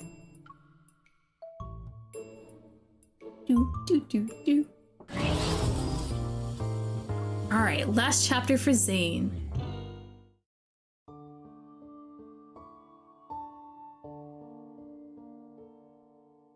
After relaxing our bodies and minds for a few days at the guest house, we set off again and arrive at our final destination before the polar night ends. This really is a scenic hotel. The location is perfect for watching the sunrise. To capture the foreglow, the action camera naturally can't be left behind, and Zane adjusts the tripod. Should we set up the camera here? Yes, okay, perfect. Everything's ready. Now all we need to do is wait for the sunrise. After setting up the camera, we sit on the sofa on the hotel balcony.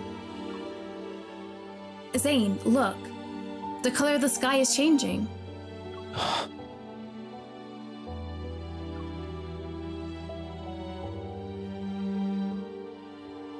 Golden orange bands of light pierce through the horizon.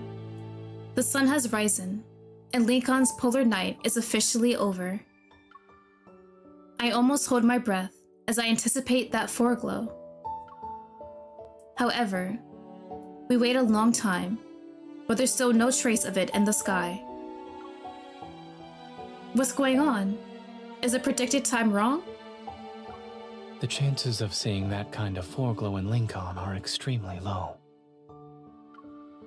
So, we're destined not to see it today.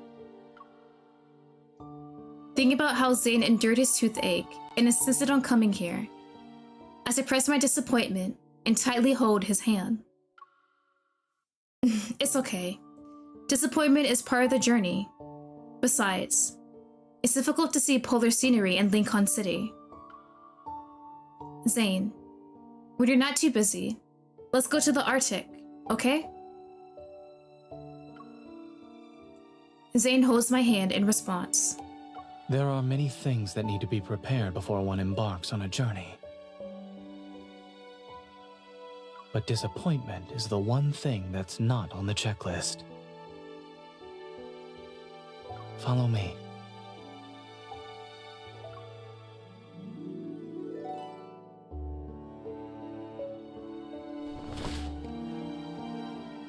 We return to our room. Zane draws the curtains, turns off the lights, aims the projector at the ceiling, and then pulls me down to lie on the floor. The video shows a pearlescent white snowy landscape. A moment later, Zane's voice emerges from it. Oh? This is the northernmost part of the Arctic. According to one legend, this is where a pink-blue foreglow appears. For some inexplicable reason, I thought of something from a long time ago. Never mind. What? No, go ahead! It's quiet for a moment. Then the snowy landscape suddenly starts shaking. But upon getting a closer look, it's clear that the person holding the camera is trembling. The snow-white scenery disappears from the screen, and what comes into view is a gray-blue sky. The wisp of a pink cloud suddenly bursts in the sky, as if someone pressed the fast-forward button. Pink and gray-blue hues interweave. After an indeterminable amount of time, pink and blue slowly merge like lovers, reunited after a long separation. They're nestled against the distant horizon.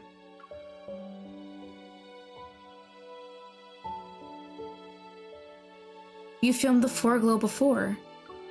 I couldn't let you have any regrets. So you had that just in case. It's very special. A rare phenomenon in the Arctic. Even with meticulous preparations, you might not be able to see it. But it appeared. Perhaps it was destined to meet you at this moment. I turn, and the pink-blue light flows into his eyes. It's impossible to look away. It's a little late, but I'm very happy I got to see it. The flowing light is too dazzling. I can't help but trace his brow ridge. Then I gently kiss his eyes.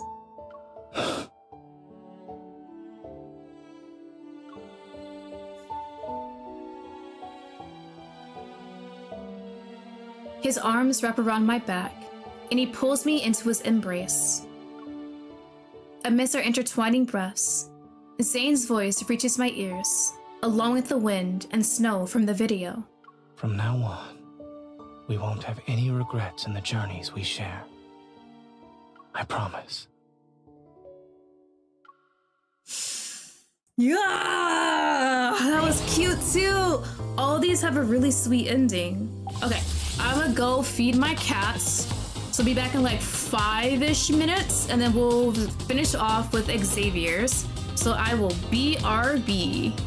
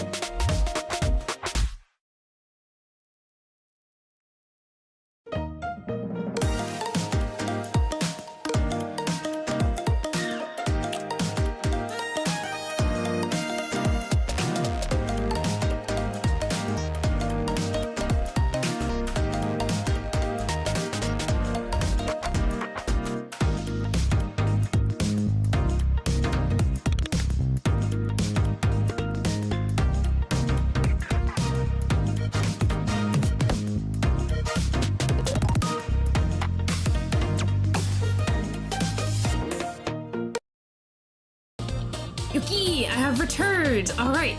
Finally, we're gonna go ahead and finish off this event story with Xavier. Can't wait to see how his ends up all nice and sweet.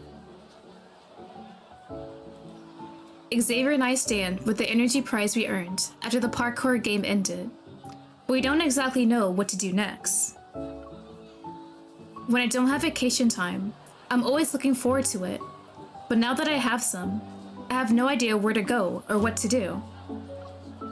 Should we go home first and think it over? Just as we're about to leave, an event organizer appears out of nowhere and blocks our path. Would you two consider our exclusive light-chasing polar night tour? Xavier takes the map the organizer gives us and puts it in front of me. We'll be chasing the light during a polar night? So we'll be watching the aurora. Yes, exactly. It's rare for Lincoln City to experience a polar night, so we did aurora predictions on the first day. Okay. I see we were destined to meet. I'll give you this map. It's one of a kind. Is this a scam? Because like some of the other maps and the other stories didn't really work out well, so... After the organizer finishes explaining the best viewpoints and time, he leaves. I'm about to ask for more details when I see him approach other people at the venue. He eagerly promotes the same map. Am I seeing things? No, he told other people that this is a unique map for chasing the Okay, light. he just wants as much people to know about this. Speaking of which, he told so many people about the aurora. How does he know for sure that you can see it from the mountaintop? He doesn't. Confused, I looked at Xavier, and he smiles at me. The chance of seeing an aurora alone is enough. Even if it's just a rumor, plenty of people are willing to go see it. Xavier places the map in my hand. Not to mention, there's a specific route. I just looked it up. The scenery is beautiful. All right. Gonna see an aurora with Xavier at the mountaintop. Back home, I pack my luggage and sigh. What's the matter? I was just thinking about how a lot of us are traveling for an aurora. If we make it to the summit only to find there's no aurora, imagine how disappointed everyone would be. Let's not set a specific goal for this trip. We'll treat it as an outing to experience the polar night. Aside from the organizer's scientific prediction, I have a prediction method of my own. Oh, do tell. Really? What is it? Xavier takes a book from the bookshelf. 101 Aurora Myths? Oh, bro. Yeah, I read all the myths in it. Okay. There's one story that says if you see a flame fox leaping through a mountain forest, an aurora will appear in the sky. All right, so let's all of us in chat and here pray for a flame fox in the mountains. But what if you get an aurora prediction and see a flame fox at the same time? Which one should we believe? Isn't that a good thing? It means science and the myths are saying we can see the aurora. Okay. I like this little journey. I think I can kind of see how it might end.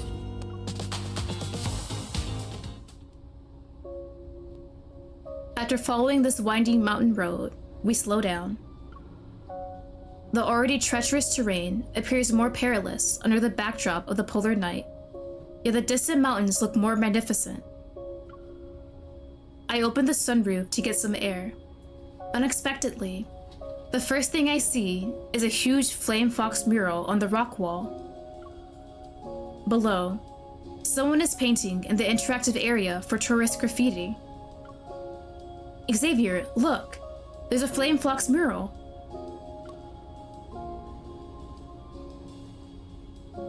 Xavier moves his head in the direction I'm pointing in.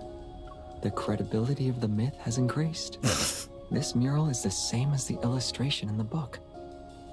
I got to see the flame fox while I was with you. At this rate, I'll see the aurora. I glance at the steering wheel, where Xavier's hands rest and the map I'm holding. Alright, follow me and listen to my directions. Turn right. Xavier turns onto the only available right path. You're good at giving directions. Following you always leads me to the right path. I let out a pleased hum in response to his teasing. Just as I'm about to direct him to continue going straight, I hear something up ahead. What's the matter? Our already slow pace comes to a complete stop, and Xavier and I look. The vehicles ahead of us have stopped for some reason, and the road narrows as it extends. Pileup? Traffic? Road work? Xavier takes out his phone to check. There's road work. Ah. We need to wait for assistance to arrive, so we'll be stuck here for a while. Gotcha. I noticed there was an interactive area for graffiti below the mural earlier. Do you want to check it out?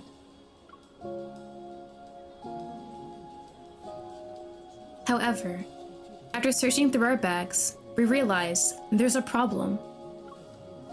Did we bring any art supplies with us? We both fall silent at the same time. We need art supplies for this trip. True. I figured there's like a graffiti mural where everyone else can write on. They at least have basic supplies for you to use. I sigh. Before I can say something, someone suddenly knocks on the car window on my side. Hello. Sorry for bothering you. Could you help me with something? Oh? Oh, car troubles. Xavier is helping the driver fix their car, while I hand him the tools and talk to them. Are you also here to see the aurora? Yeah, I'm pretty sure everyone else is too. The driver pulls out a map to show us, and the organizer's name is prominently displayed at the bottom. They said there would be an aurora here, so I thought I should check it out. I even brought art supplies this time. If I could paint the aurora, I'd have no regrets. Xavier's done with fixing the car, and the driver gets back in to test the engine. You've been a big help.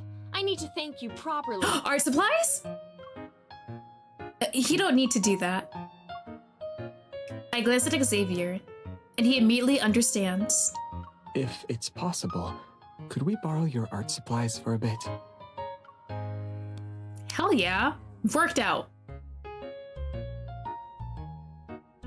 Looking at the interactive graffiti area, Xavier and I hold the art supplies. We're deep in thought. What should we draw? Since we're chasing an aurora, we can imagine what it'll be like when we see it. If we paint ourselves with the aurora, it'll materialize and jump out of the mural. I look up at the flame fox and imagine how it appeared if it jumped out of the mural. Is this also something you read about in those myths? It can be if you want. Maybe when we get home, a new myth will appear on our bookshelf. The auroral promise between human and fox. It'd be about a pair of tourists with good rapport. So the flame fox decided to materialize and bring them the aurora. I'm glad you're very optimistic about that. I like that. I like that. I have no hope, but I'm glad I'm with you, Xavier.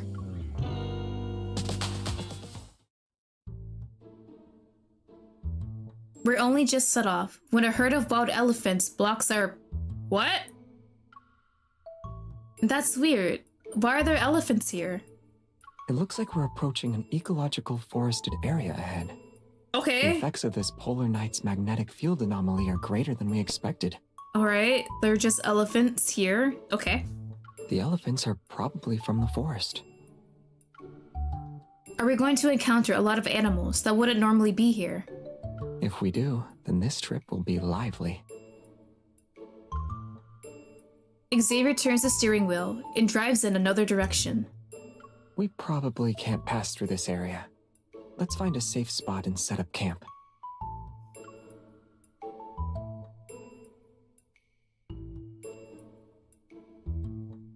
Xavier and I find a flat area, set down our backpacks, and prepare to set up camp. We hear rustling behind us, and several monkeys emerge from the forest. I know wild animals do not like approach them, just sit and hope they walk away. Don't feed them either. Don't act cute. I'm not, no. A monkey points at the backpacks on the ground and gestures at us. It looks like it's trying to say something. Are they trying to communicate with us?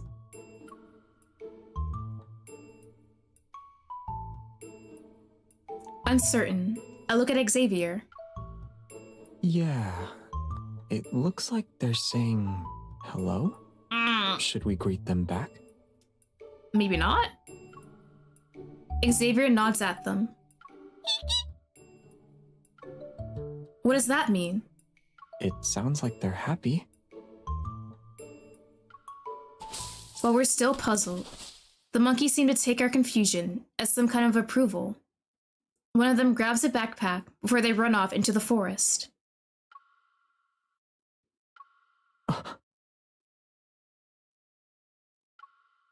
Wait, that wasn't right. It wanted to know if we could take our backpack. Well, do we just chase them and get them back? I want to say they're monkeys, they're harmless, but that's a lie. Monkeys can fuck you up if they want to. Monkey language is too... This is face. It's okay, Xavier. I guess we didn't really know they wanted our backpacks. This isn't the time to stand around and make jokes about monkeys. Xavier and I abandon our tent and hurry after them.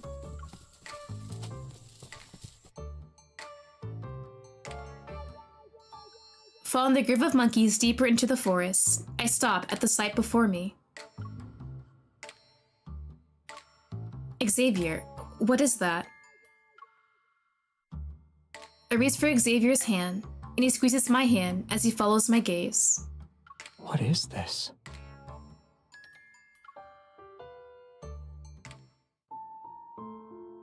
A massive flame fox statue has appeared. It looks like it hasn't been maintained in ages. Its surface is covered in rust and overgrown vines, and its fiery red tail sweeps through the trees as it stretches skyward. Clusters of fireflies dance above the statue, and their lights cast our and the statue's shadows into ever-changing shapes. Something about these shadows feels familiar. It looks just like the scene we painted on the wall. The one where we'd see the flame fox. Before we can examine the statue more closely, the monkeys carrying our backpack seem fearful for some reason. They're seemingly desperate to escape the area that's covered by the statue's shadow, but their movements are hindered by the weight of the backpack they're carrying. They think the shadows on the ground are a huge monster. Xavier uses the firefly's light to cast a shadow puppet with gaping jaws. Hold on, let me save that one.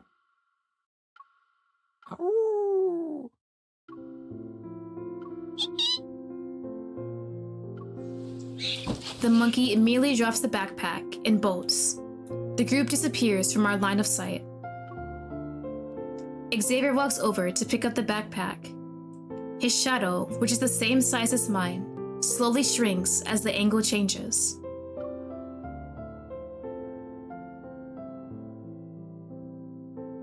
A mischievous idea pops into my head. I spread my hands and cast a shadow puppet in his direction. Its mouth opens and closes. The monkey ran away earlier, so why isn't this one running? Aren't you afraid of being eaten? I use the most intimidating voice I can muster. My shadow stretches across the ground, and Xavier stands in the middle of it. He turns around and sees my hand. He seems to guess what I'm planning, but he still plays along and crouches down. Can you not eat me, please? If you need to, can you wait a bit before eating me? Why is that so cute when you said that? Hold on. Can you not eat me, please? If you need to, can you wait a bit before eating me? Why should I wait? While we're talking, I'm tackled by this monkey into the soft grass. Under the glow of the firefly's light, our shadows overlap. Now it looks like someone else is about to be eaten. Me? I won't fall for that next time. Remember to use a different shadow puppet next time you want to catch me then. Under his careful guidance, my fingers gradually become more flexible. Together, we create all kinds of shadow puppets. Amid the shifting shadow puppets, I almost feel like I see a flame fox leaping from the mountain forest. It rushes toward the sky. Its enormous tail sweeps across my cheeks. It leaves behind an aurora.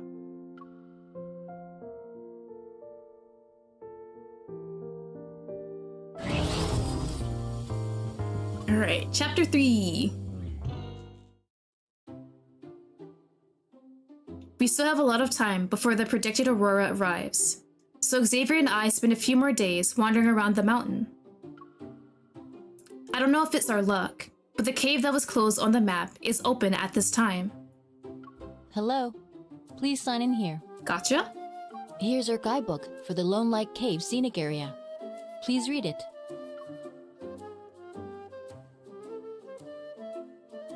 Xavier takes it, and I lean over to read it with him. How the Lone Light Cave scenic area got its name. Legends say that there once was a forest ranger who got separated from his companions while patrolling the cave at night. He only had one lamp with him. While calling out his companions' names, he kept walking forward. And in the end... What happened? Xavier closes the guidebook and winks at me. We'll find out what happened when we take a look. Originally, somewhat hesitant, I immediately make up my mind when I see Xavier like this. What's the big deal? We don't need to be afraid of any strange myths when we're together. Yeah, with you, I'm not afraid.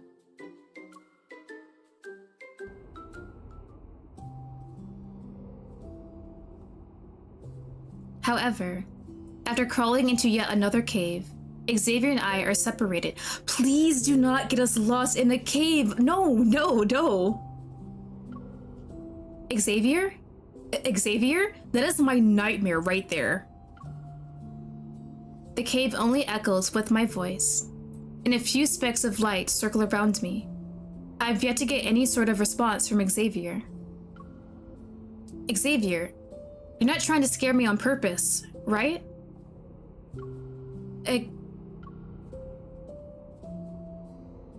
My voice trails off as I spot Xavier, whom I hadn't seen in what felt like ages. In the cave, he's standing ahead of me. He turns and looks at me from head to toe, as if he's pondering something. That's the confused look, all right. I'm sure of it. It's really you. Xavier chuckles as evil lights fly from his fingertips. The lights spin around my head to make it look like I have a cartoon dizzy ring. I realize what he's doing and immediately pounce on him. Of course, Xavier, you were waiting for me and you wanted to scare me. Xavier's hands slide under my knees to catch me. I just wanted to help you experience that myth firsthand. Thank you. Where did we leave off? In the end, the forest ranger saw his companions standing by the light source. They were waiting for him so they could leave together. Then the two completed their night patrol. He gestures for me to look toward the light source ahead. There's light. We should be able to find the exit soon.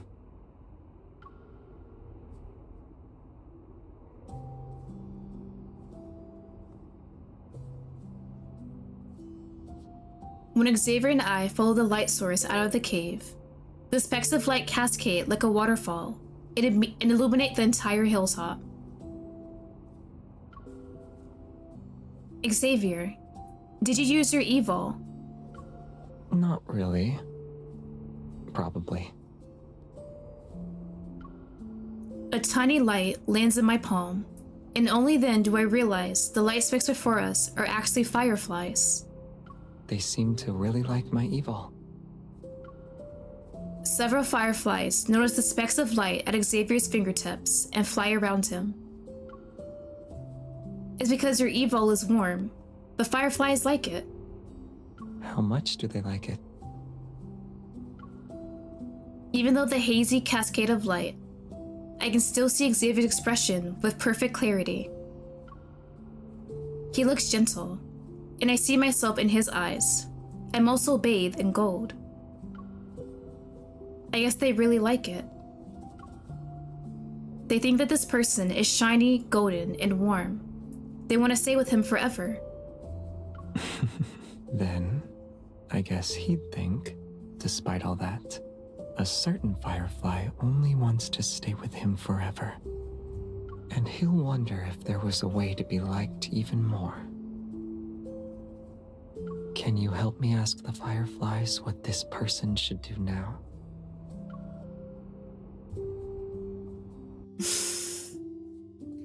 Oh my god. I think this is a perfect fit for Xavier. He has that really nice soothing voice. We stay at the hotel for several days, but it still isn't time for the predicted aurora to appear. I can't keep sleeping like this today. My limbs are going to be numb. Should we walk around the hotel to wake ourselves up?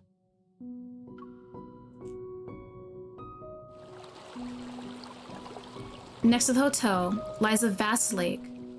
The polar night is bitterly cold, and mist quickly rises from the water's surface. Soaked, my hair and clothes cling to my body. Xavier helps me tie up my hair. Everything is wet. I have to wash it again when we get back. Did mine get wet? He bends down slightly, and I brush away the moisture from his shoulders. At some point, the mist starts churning more intensely, and somewhere deep within, a faint ethereal light flickers. Xavier, there seems to be something up ahead. Do you want to take a look? We can move closer.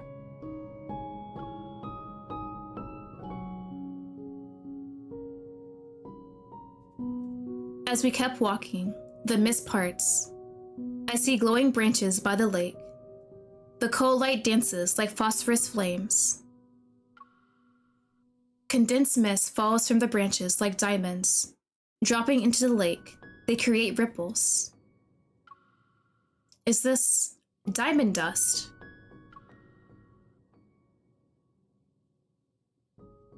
When I come to my senses, Xavier brushes away the particles from my cheek. I didn't expect us to see diamond dust from just looking around. He places a fallen leaf from the lake in my palm. Diamond dust swirls and settles onto his delicate veins. I'm captivated by the radiance before me, and feel as if half the sky is plated with cold, simmering light. Do you think this is the aurora the flame flocks brought?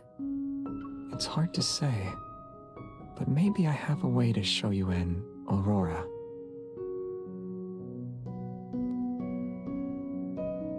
Ooh? Take my hand. Okay.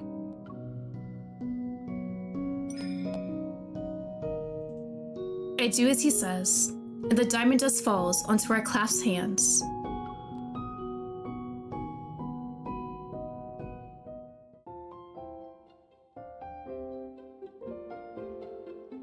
I look at the two makeshift snowboards that were made by wrapping the sleeping mats in tin fabric from our camping gear. Oh no. When did you make these, Xavier? Is this a good idea? Before you said we couldn't keep sleeping today. Hold on tight. I'll take you to see the aurora. Wind blows past us, and the mist hanging from the tree branches sways as if it's waving at us. The snowboards go faster and faster. The scenery around us blurs, is veiled by a misty brilliance from the evolved light particles that are scattered across the mountain. As we move, the halos twist into streams of light. They dance around us and flow toward the other side of the sky. Xavier, I think that I see the aurora. It's beautiful. Let's see what's at the end of the aurora together. As we rush toward the foot of the mountain, I see shimmering leaves and branches, the light particles filling the sky.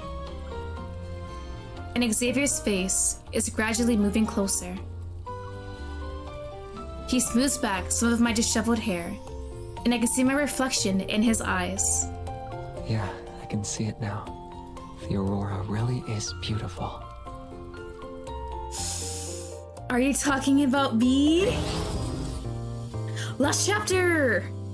I don't want it to be over. These endings have been so nice and sweet. Even though the polar night is about to end, we still haven't seen a real aurora. It wasn't for the photos we took. I would have wondered if the Flames Fox statue was just a figment of our imagination. I didn't think we still wouldn't see the aurora after walking up the mountain. Noticing them a little bit disappointed, Xavier pokes at my downturned mouth. It tickles. I laugh, pretending to be fierce. I'm about to open my mouth and bite his finger. He pulls his finger back before I bite it. With wide eyes, he looks at me. We still had fun along the way, even if we didn't see the aurora. I feel like the various signs were hinting that we'd see it. I got swept up in the excitement and started anticipating it ahead of time. But I recall my misshape-filled journey with Xavier. I don't feel exhausted, and I don't have any regrets. Just as I'm about to reminisce, he pokes the corner of my mouth again. You have a big smile on your face. What are you thinking about? I was thinking, it'll be nice if this journey lasted a little longer.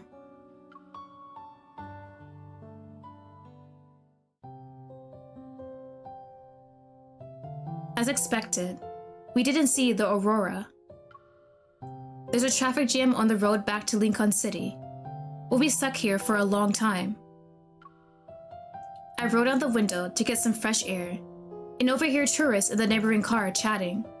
I remember it was on a mountain. They say someone saw 2 flame foxes leaping through the aurora. So the legend is true? Flame foxes can bring an aurora? I lean over and whisper into Xavier's ear. We were also on the mountain. Why didn't we see the 2 flame foxes and the aurora? Xavier glances in the rearview mirror. The flame foxes they're talking about are us. When we did the snowboarding? Please. Us? I remember that night when we used snowboards to go down the mountain and the way the lights illuminated half the mountainside. I roll up the car window, slump back in my seat, and sigh. Still, even though we didn't see the aurora, knowing that there was one for others, I think this trip was worth it.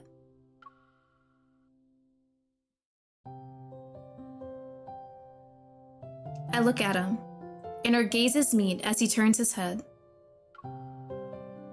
Driving steadily and smoothly, Xavier grips the steering wheel. Wouldn't you say we saw our own aurora? A few specks of light swirls around us as he speaks. It'll soon be dawn. The polar night is coming to an end.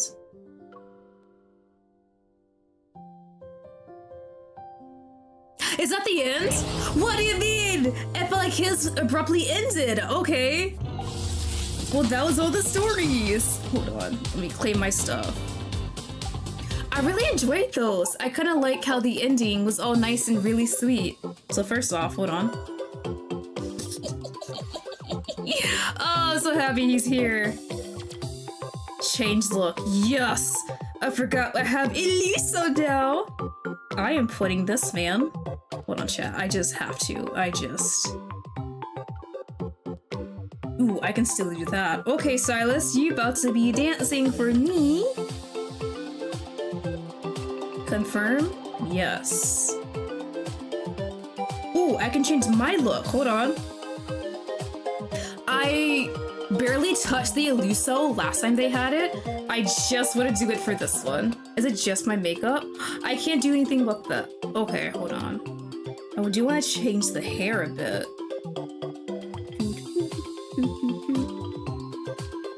I got the freaking AirPods in! Oh my god. Wait, can I take those out?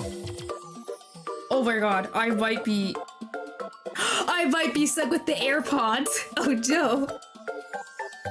Well, I guess it is what it is. That's hilarious. There's no shot. I am stuck with the damn AirPods in here. Let's do a short hairstyle. Ooh, color.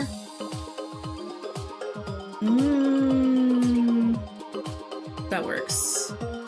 And makeup. This doesn't really matter. Bro, I can't believe I'm actually stuck with the damn AirPods. That is wild. Okay. I'm gonna just confirm both of us. I really just want to see this. Wait, is it the dancing part? Yes! Oh my god!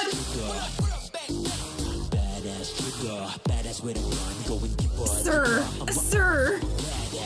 Thank you, this game is so awesome, I love it. Wait, I can... Yo! I forgot, I can pause and take photos.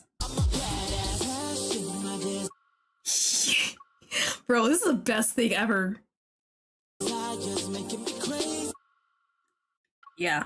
Okay, yeah. After stream, I'm definitely gonna go crazy.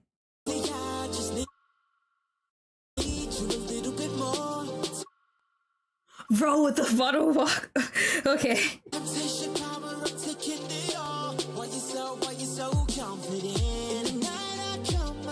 Oh my god.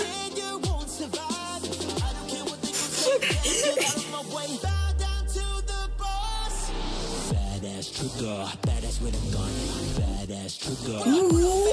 Wait, the purple hair looks nice though. Oh my god. I didn't pause at the right time.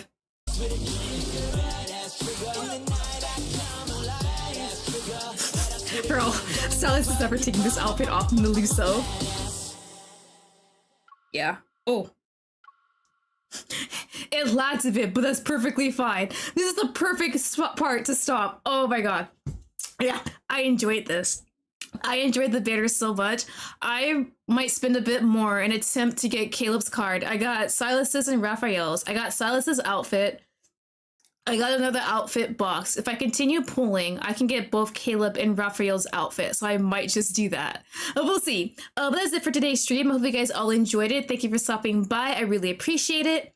Next stream should be Monday. Going to continue Vertier Evermore and Mathis's route. Lots of angst with our precious little guy. We pray for him and his sanity and his mental health and everything else. I might do a stream Sunday. It's not written in stone yet. It's not going to be on the schedule I release on Sunday. It just depends on how I feel about it. If I do, it's going to be Pokemon Legends ZA.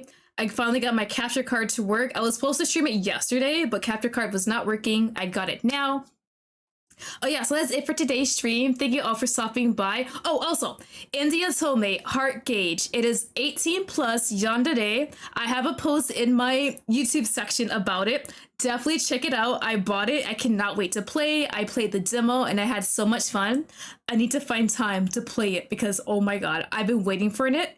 Enox is best boy. I can't wait for him to insult me like crazy. But yeah, That's it for today's stream. Hope you guys all enjoyed it, and I'll see you guys all later. Bye bye.